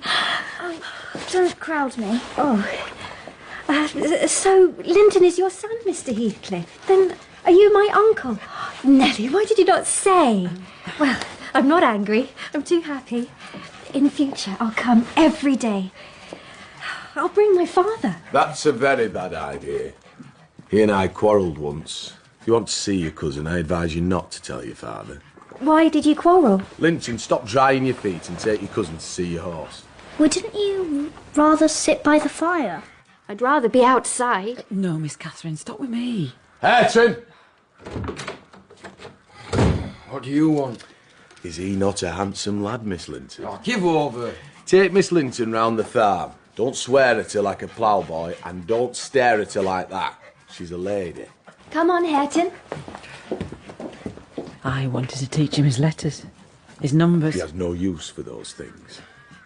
As his father used me, so I use him. And worse, for he takes pride in his brutishness. And the best of it is, Hareton is damnably fond of me. I'm the one friend he has. Get up, you idle boy. Go after them. Yes, Father. Since the window was open, I moved closer, trying to overhear. Hareton and Catherine were just the other side. What is that inscription carved above the door? I don't know. Some damnable writing. Unsure. Can't you read? Well, I don't need to. Then how do you learn things? Oh, hello, Linton. He's such a dunce. My cousin thinks you are an idiot, Hareton. If you weren't more of a lass than a lad, I'd fell you. To hell with you both! We stayed till afternoon. I could not tear Miss Catherine away. Happily, my master had not left his library, and she did not mention our visit. But the next day, it all came out. You know why I have kept you away. Because you hate Mr. Heathcliff. Because Mr. Heathcliff hates me. He hates you too. He doesn't hate me. He's my uncle. It means nothing. He hates you because of me. There is nothing he would not do to ruin those he hates. If it were not for him, your mother might still be living. Is that why you quarrelled? One day, I'll tell you. But think no more of Wuthering Heights. I wish it were the other side of the world.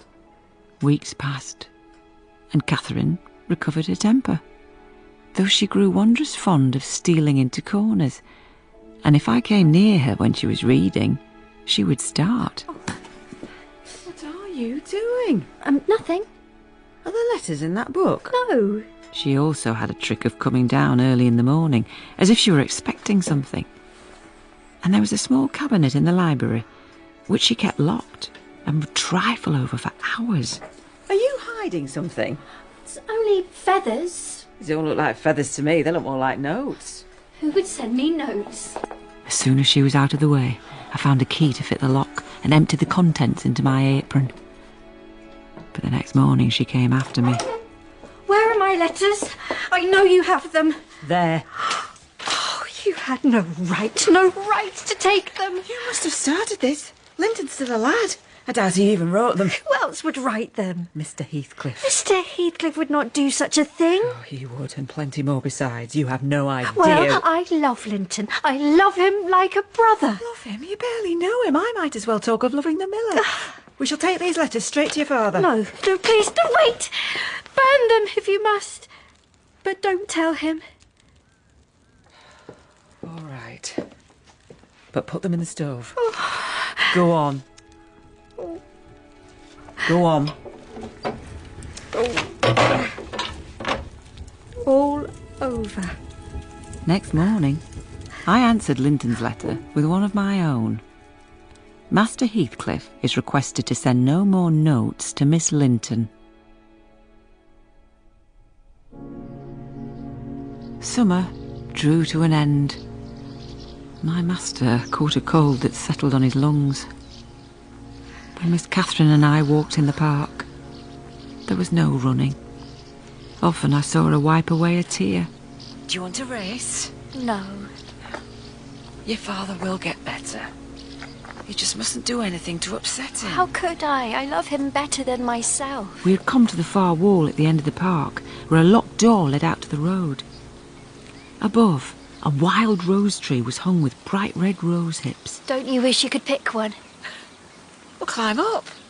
Go on. I can't. Yes, you can. Put one foot on that brick. And another there. See? You can do it. You can climb. Oh. There! You've done it! Look at me, Nelly! I climbed the wall! Oh, my hat! Oh, it's fallen down to the road. Try the door, Nelly.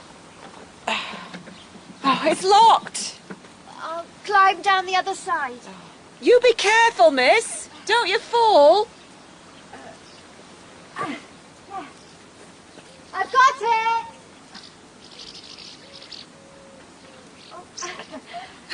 What's funny, miss? Oh, I can't climb back. Too slippery. Oh. Try the door again.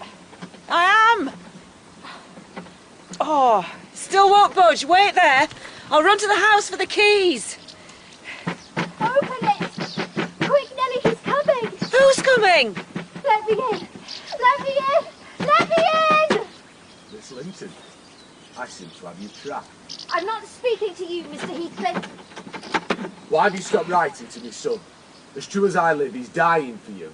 He gets worse daily. Heathcliff, how can you lie to the poor child? Miss Catherine, I shall break this lock with a stone. I was not aware that we had eavesdroppers. Worthy Nelly Dean, I like you, but I do not like your double dealing. It won't budge. You don't believe me, Miss Linton? Go to Wuthering Heights and see for yourself. I shall be away all week. That's enough, Mr. Heathcliff. Miss Catherine, come with me. Through the door, come on. And don't believe a word he says. There. I shall secure this door with a rock. You're killing him, Miss Linton. All evening she brooded on what Heathcliff had said. Not even the dogs could distract her. Do you think it's true? No. I think it's true. He might be dying. He isn't dying. I shall never be at ease until I know. The next day beheld us back on the road to Wuthering Heights. Linton? Is that you, Miss Catherine? Oh, there you are. No, don't kiss me. It takes my breath. Oh. And do the fire, will you? I keep calling for coal. I'll sort this fire. Well, you glad to see me? My father said you despised me. No, next to Pappy and Nelly, I love you more than anyone. My father said you'd love me better if you were my wife. I cannot be your wife. She most certainly cannot. Your mother loved my father. She did not. She hated your father. She did not. What's happening? It's nothing, it's a fit. Oh, it will soon pass. Lift his head, that's all right. Oh, gosh, what did I do, Nelly? What did I do? You did nothing. Look there. There, he's breathing better now. Yes. He'll be calmer once we're gone. Oh, gosh. Leave me. It's just for a day, Linton. I'll come back tomorrow. Not for a minute. Look, Mrs. wasted too much time on you already. Now let go of her frock and set her free. Come tomorrow. Please come tomorrow, Catherine. I thought him the worst-tempered slip that ever struggled its way to his teens. But at least Catherine had seen his true colours. Their little romance would be over now. I shall go back tomorrow, Nelly. You can't stop me. I can, miss. I'll have the lock on that door mended. The Grange is not a prison, and you are not my jailer. Lock as many doors as you like. You have taught me to climb walls.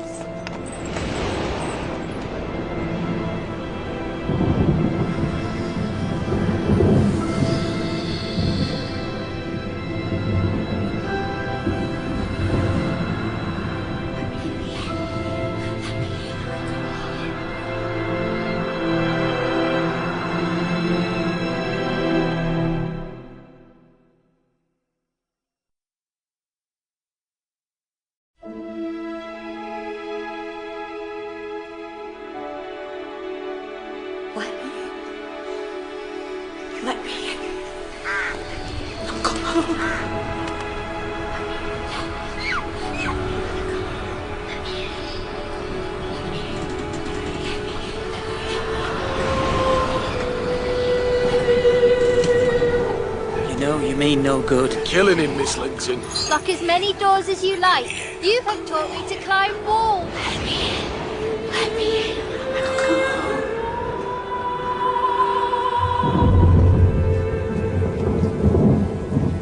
Catherine had discovered that her cousin Linton lived at Wuthering Heights. Determined as my master was to keep them apart, Heathcliff was determined to bring them together. And now my master was too sick to leave his room. Well, Heathcliff would have to lock me in a tower if he thought he could get me out of the way. Sitting such a long time in wet clothes at the Heights had done mischief. The next morning I was too unwell to rise, and the following weeks were the same. Poor Nelly. Poor old thing. My little mistress behaved like an angel. The moment she left my master's room, she was at my bedside. It was only the evening that was her own. And though as time went by, I noticed a fresh colour in her cheeks when she looked in to say good night, I assumed she'd been sitting by the fire and thought no more of it. Finally, I was well enough to leave my chamber. That night I sat up with Catherine and asked her to read to me. Are you not tired? Oh, no, dear. I'm too tired to read. Oh, get over then and talk. I have a headache. Good night, dear Nelly. The following night was the same. The third night, she was gone before the clock struck 7. I went up to ask if she was sick. No Catherine could I find upstairs, and none below either. Not one of the servants had seen her. I returned to her room and seated myself at the window. The moon shone bright, and a sprinkling of snow covered the ground. I saw a figure creep along the inner wall of the park, but it was not my young mistress.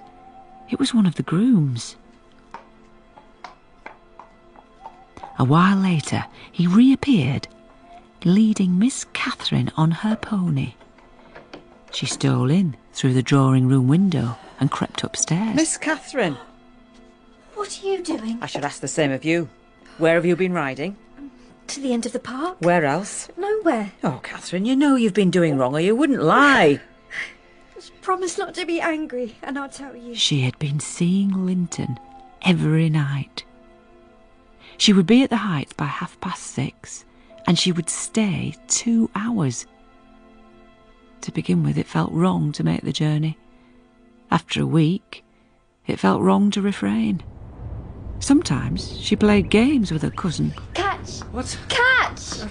Often they quarrelled. What's your idea of heaven? Lying on the grass? Lying on the grass. Why? What's yours? Climbing a tree with the wind blowing and birds pouring out music on every side and the whole world awake and wild with joy. Your heaven would be half alive. I could not breathe in yours. Once she met Hareton. He took her pony to the stable and then asked if he could show her something. Look, above the door, it says Earnshaw. I know that.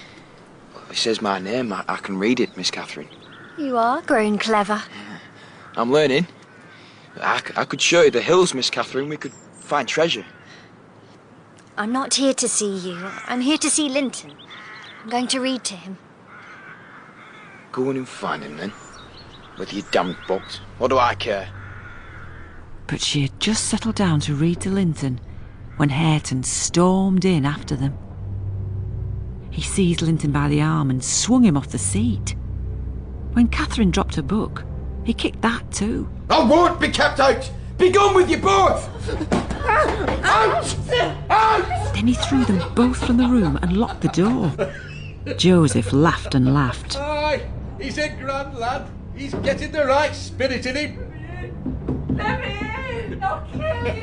Oh, there. That's the father. We've all us got summer to the other side in us. Catherine told me all this and begged me to keep it to myself. You'll not tell? Oh, you wouldn't be so heartless. Just think it over, Nelly. I thought it over, aloud. In my master's presence, I walked straight from her room to his and told him everything. He fetched Catherine. The secret visits are to end. Yes, Pappy. In vain did she weep. In vain did she ask for pity. A week later, Master Edgar sent for me. Linton writes every day. He begs to see Catherine. He says he is well. He says he loves her. Tell me honestly, Nell, has he changed? He's delicate, sir, and scarcely likely to reach manhood. But this I can say, he does not resemble his father. If Miss Catherine had the misfortune to marry him, he would not be beyond her control. If she marries Linton and he dies, I fear Heathcliff will do everything he can to dispossess her of her property. There is time, sir. There's no rush for them to marry. I've prayed so long for death, and now I fear it. I've been very happy with my little Catherine. What can I do for her? How must I leave her? Linton will inherit the Grange when I die, so if she marries him, she will keep her home. But does he love her? Or is he simply a tool for his father? I cannot abandon her to that man, Nell. I would rather she was in the earth beside me. Spring advanced. My master gathered no real strength. His chamber became Catherine's whole world, and she grew pale and thin. Meanwhile, Linton's letters continued to arrive, asking his uncle for kindness, though to my mind there was nothing of Linton in them, and more of Heathcliff. Summer was already past its prime, when my master finally agreed to let them meet under my guardianship and on the moors nearest to the Grange.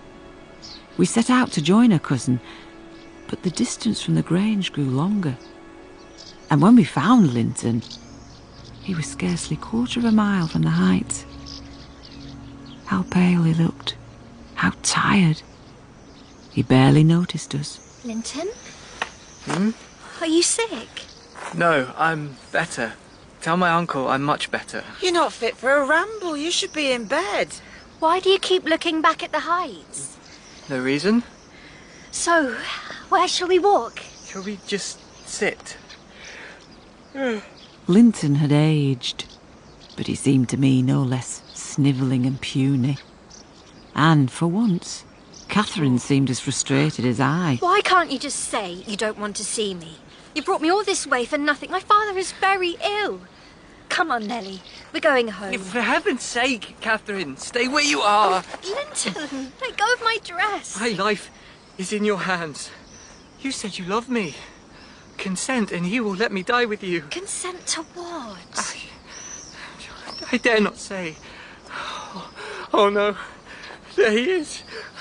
Get up! Don't grovel on the ground. I'm trying, Father. Damn you, get up. Help me, Catherine. I've been cheerful, haven't I? I haven't complained. Just help me as far as the house. Linton, dear, I can't. My father has forbidden it. Please, I just need to sit by the fire, that's all. However, I disapproved. I couldn't hinder her. We continued on to the Heights. Heathcliff, why have you locked the door? I'm all by myself. Hareton's in the fields, and I've sent Joseph and Zilla away.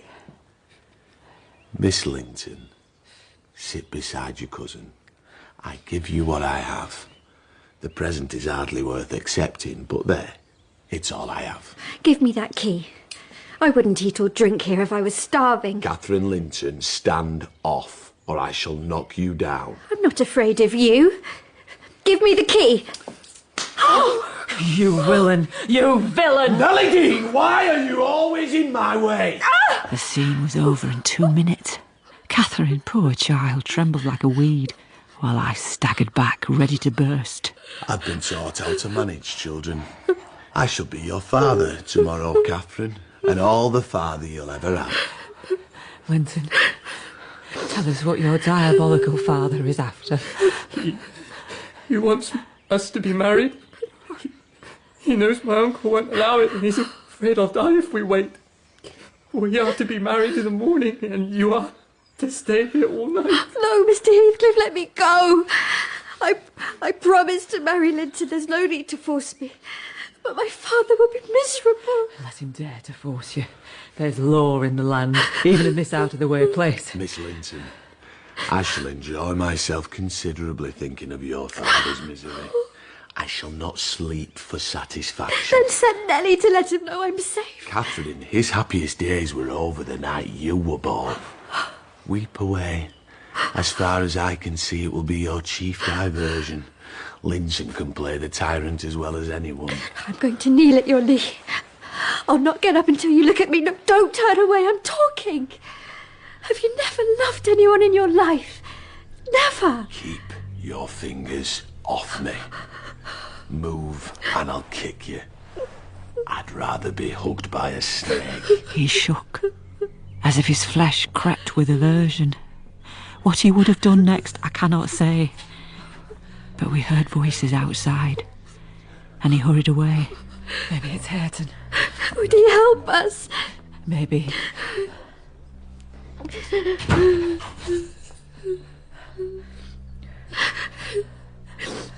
It was 3 servants sent to seek you from the Grange.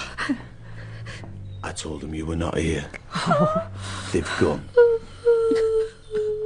At hearing the chance we had missed, we both gave vent to our grief. Shortly afterwards, he sent us upstairs, and yet another door was locked. We neither of us slept. Catherine took her station by the window and watched anxiously for morning. I sat in a chair and rocked to and fro, passing harsh judgment on my many derelictions of duty, from which it struck me then all the misfortunes of my employers had sprung. I believed even Heathcliff less guilty than I. We stayed like that all night. As the sun rose, he came to the door. Miss Linton. Here I am. Oh, Heathcliff, for the love of God, let us go. Catherine, come with me. You're staying put, Nelly Dean. Heathcliff! Let me out! Let me out! I was there another 2 or 3 hours. Heathcliff? I've brought you something to eat. Hareton, give me the key. There's a good lad. He said not to listen to you. Where has he taken Catherine? Eat your food. I was your nurse, Hareton. Do you not remember? Don't! Is there not one spark of kindness in you? I can't. 5 nights and 4 days I remained, hearing no word from Catherine, and seeing no one but Hareton. The child I once nursed was now my jailer.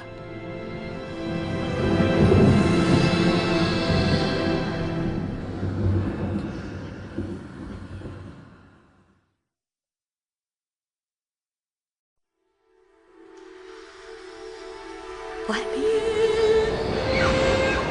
Let me in. Let me in. Come on, let me in. Heathcliff had tricked me and my mistress into entering Wuthering Heights and then barricaded us inside. Now he had taken her I knew not where and left Hareton as my jailer. Zilla, is that you? Word is all over Gimmerton that you and the miss were lost in the marshes. Did Master save you, Nelly? He most certainly did not. Where's my mistress? Is she here too? Wait till I get my hands on Heathcliff. Downstairs, the front door was wide open, but there was no sign of anyone.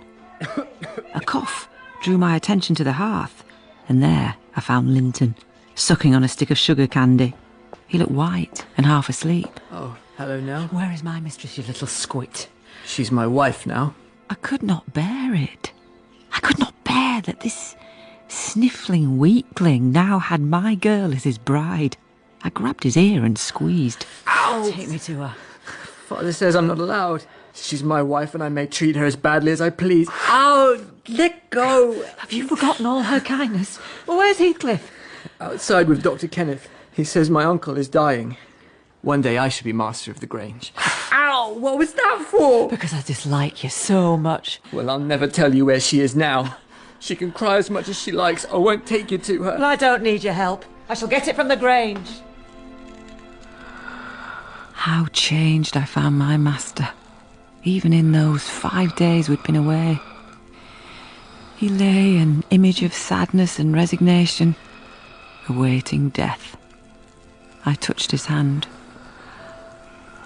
Do you hear me, master? Miss Catherine is alive and well, and happily married to Linton. He loves her, and she loves him. You have nothing to fear. She's safe. Meanwhile, I sent 4 men with weapons up to the heights. The servants returned unaccompanied. Heathcliff had refused entry to the farm, but overhearing them, Catherine had found an open window and stolen out. Is my father alive? Yes, my angel. Oh, God be thanked you're safe. Where is he? Upstairs? No, wait, chick. Let me wipe your face. And pull a bit of colour into those poor cheeks. No need to upset your father. He died peacefully that night, with Miss Catherine at his side. The Grange belonged to Heathcliff now, and the next day he came to claim it. I have not been in this room since the day I returned. Catherine, I'm come to fetch you home. This is her home. I found new tenants for the Grange. Besides, I want my children about me. Mr. Heathcliff, you have nobody to love you. And however miserable you make me, I shall have the revenge of knowing that your cruelty arises from your greater misery. Nobody loves you. Nobody cries for you. You are as lonely as the devil. Begone, witch. Get your things.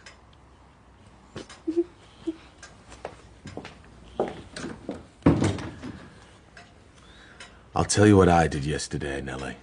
I got the sexton who was digging Edgar Linton's grave to remove the earth from Cathy's coffin lid, and I opened it. Still her face. I struck one side of the coffin loose. I bribed the sexton that when I'm buried there, he'll do the same with mine. We shall be together in the end. Were you not ashamed to disturb the dead? She disturbs me, day and night. Oh, Heathcliff, let me come to Wuthering Heights. Let me be your servant. I do not want you prying, Nelly Dean. The first thing Catherine did on arriving at Wuthering Heights was to shut herself in Linton's room. Linton was very ill. The next morning she asked for Dr. Kenneth, but Heathcliff would not send for him and forbade anyone to help her, and so she tended Linton by herself. She had precious little rest. Linton is dead. Now, Catherine, how do you feel?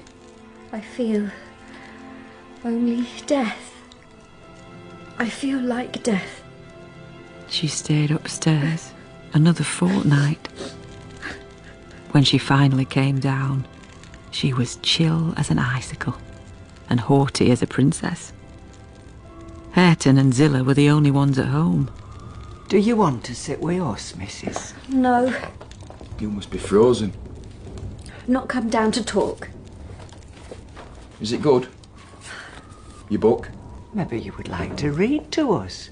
Hareton would take it kindly. When I would have given my life for one kind word, you all kept away. Does he think I want his friendship now?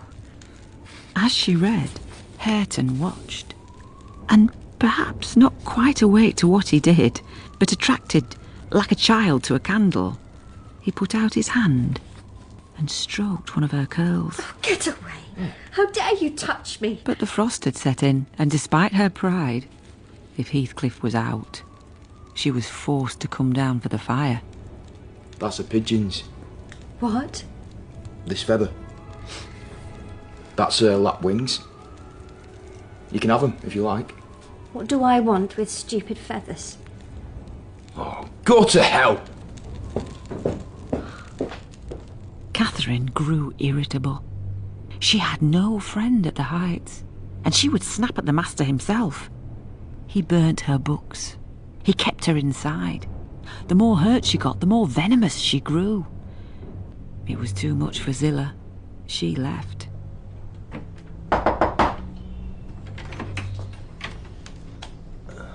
Nelly Dean.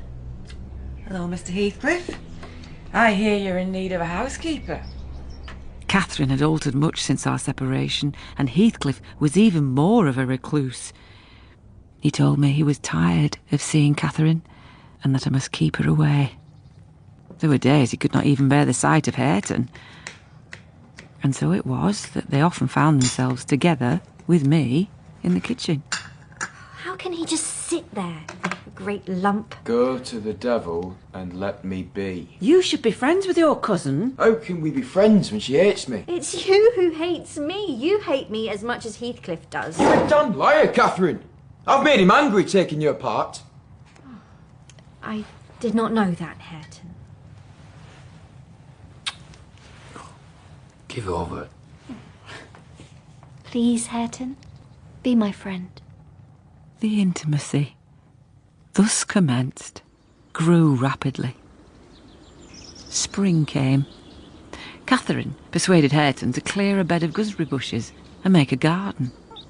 I begged her not to mention it at dinner, and not to draw attention to their friendship either. That's it. I'll have my wages and go. I'd aim to die where I've served for 60 years, but now she's taken my garden. I cannot stand it, master. You bend to the yoke if you will. I'd rather break stones. What now, idiot? What's Nelly done? It's not Nelly. It's that fearful hussy that's bewitched our lad. He's dug up my garden. He's done what? I asked him to do it. And who gave you leave to touch a stick about the place? Who ordered you to obey her? You shouldn't grudge a few yards of earth when you've taken all my land. Your land, you insolent slut. Catherine. You must not speak to him like that. And Hareton's land and money too. His name's above the door. Silence! I'll kill you! If you strike me, Hareton will strike you back. You dare to try and raise the lad against me? Heathcliff. Don't touch her! Heathcliff's black eyes flashed. He seemed ready to tear Catherine into pieces, when of a sudden he gazed intently at her face and let her go. Your love will make him an outcast and a beggar. My love will bring him home. There was nothing Heathcliff could do. Hareton and Catherine were thick. What's this word? Contrary. Contrary, you dunce. Read on. Heathcliff no longer joined us for meals. I heard him go out at night, and he did not return till dawn. Drink that coffee while it's hot, Master Heathcliff. Turn round. Tell me, are we by ourselves? Of course. Do you not hear? What's He was staring at something that seemed to move in front of the wall. Whatever it was, it brought him both pleasure and pain. Will you never stop?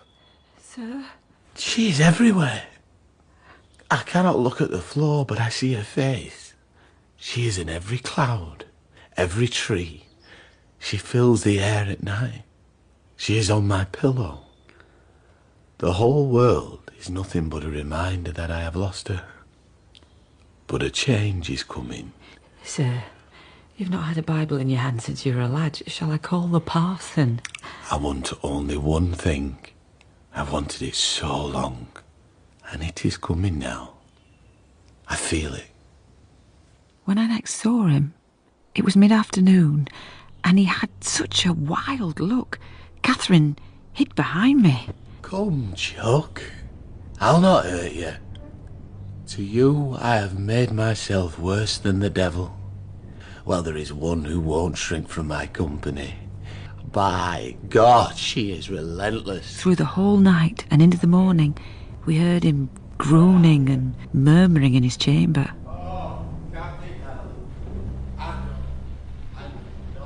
The following morning, as I took my walk, I noticed his window wide open and the rain going in. I found keys and tried the door.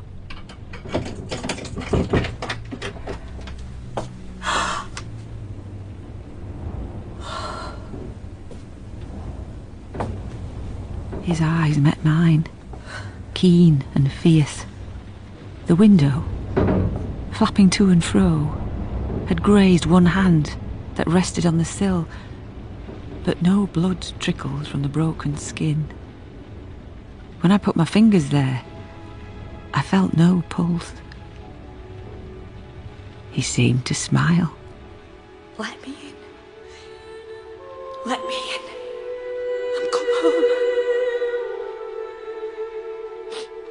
Hareton, the most wronged, was the only one who grieved.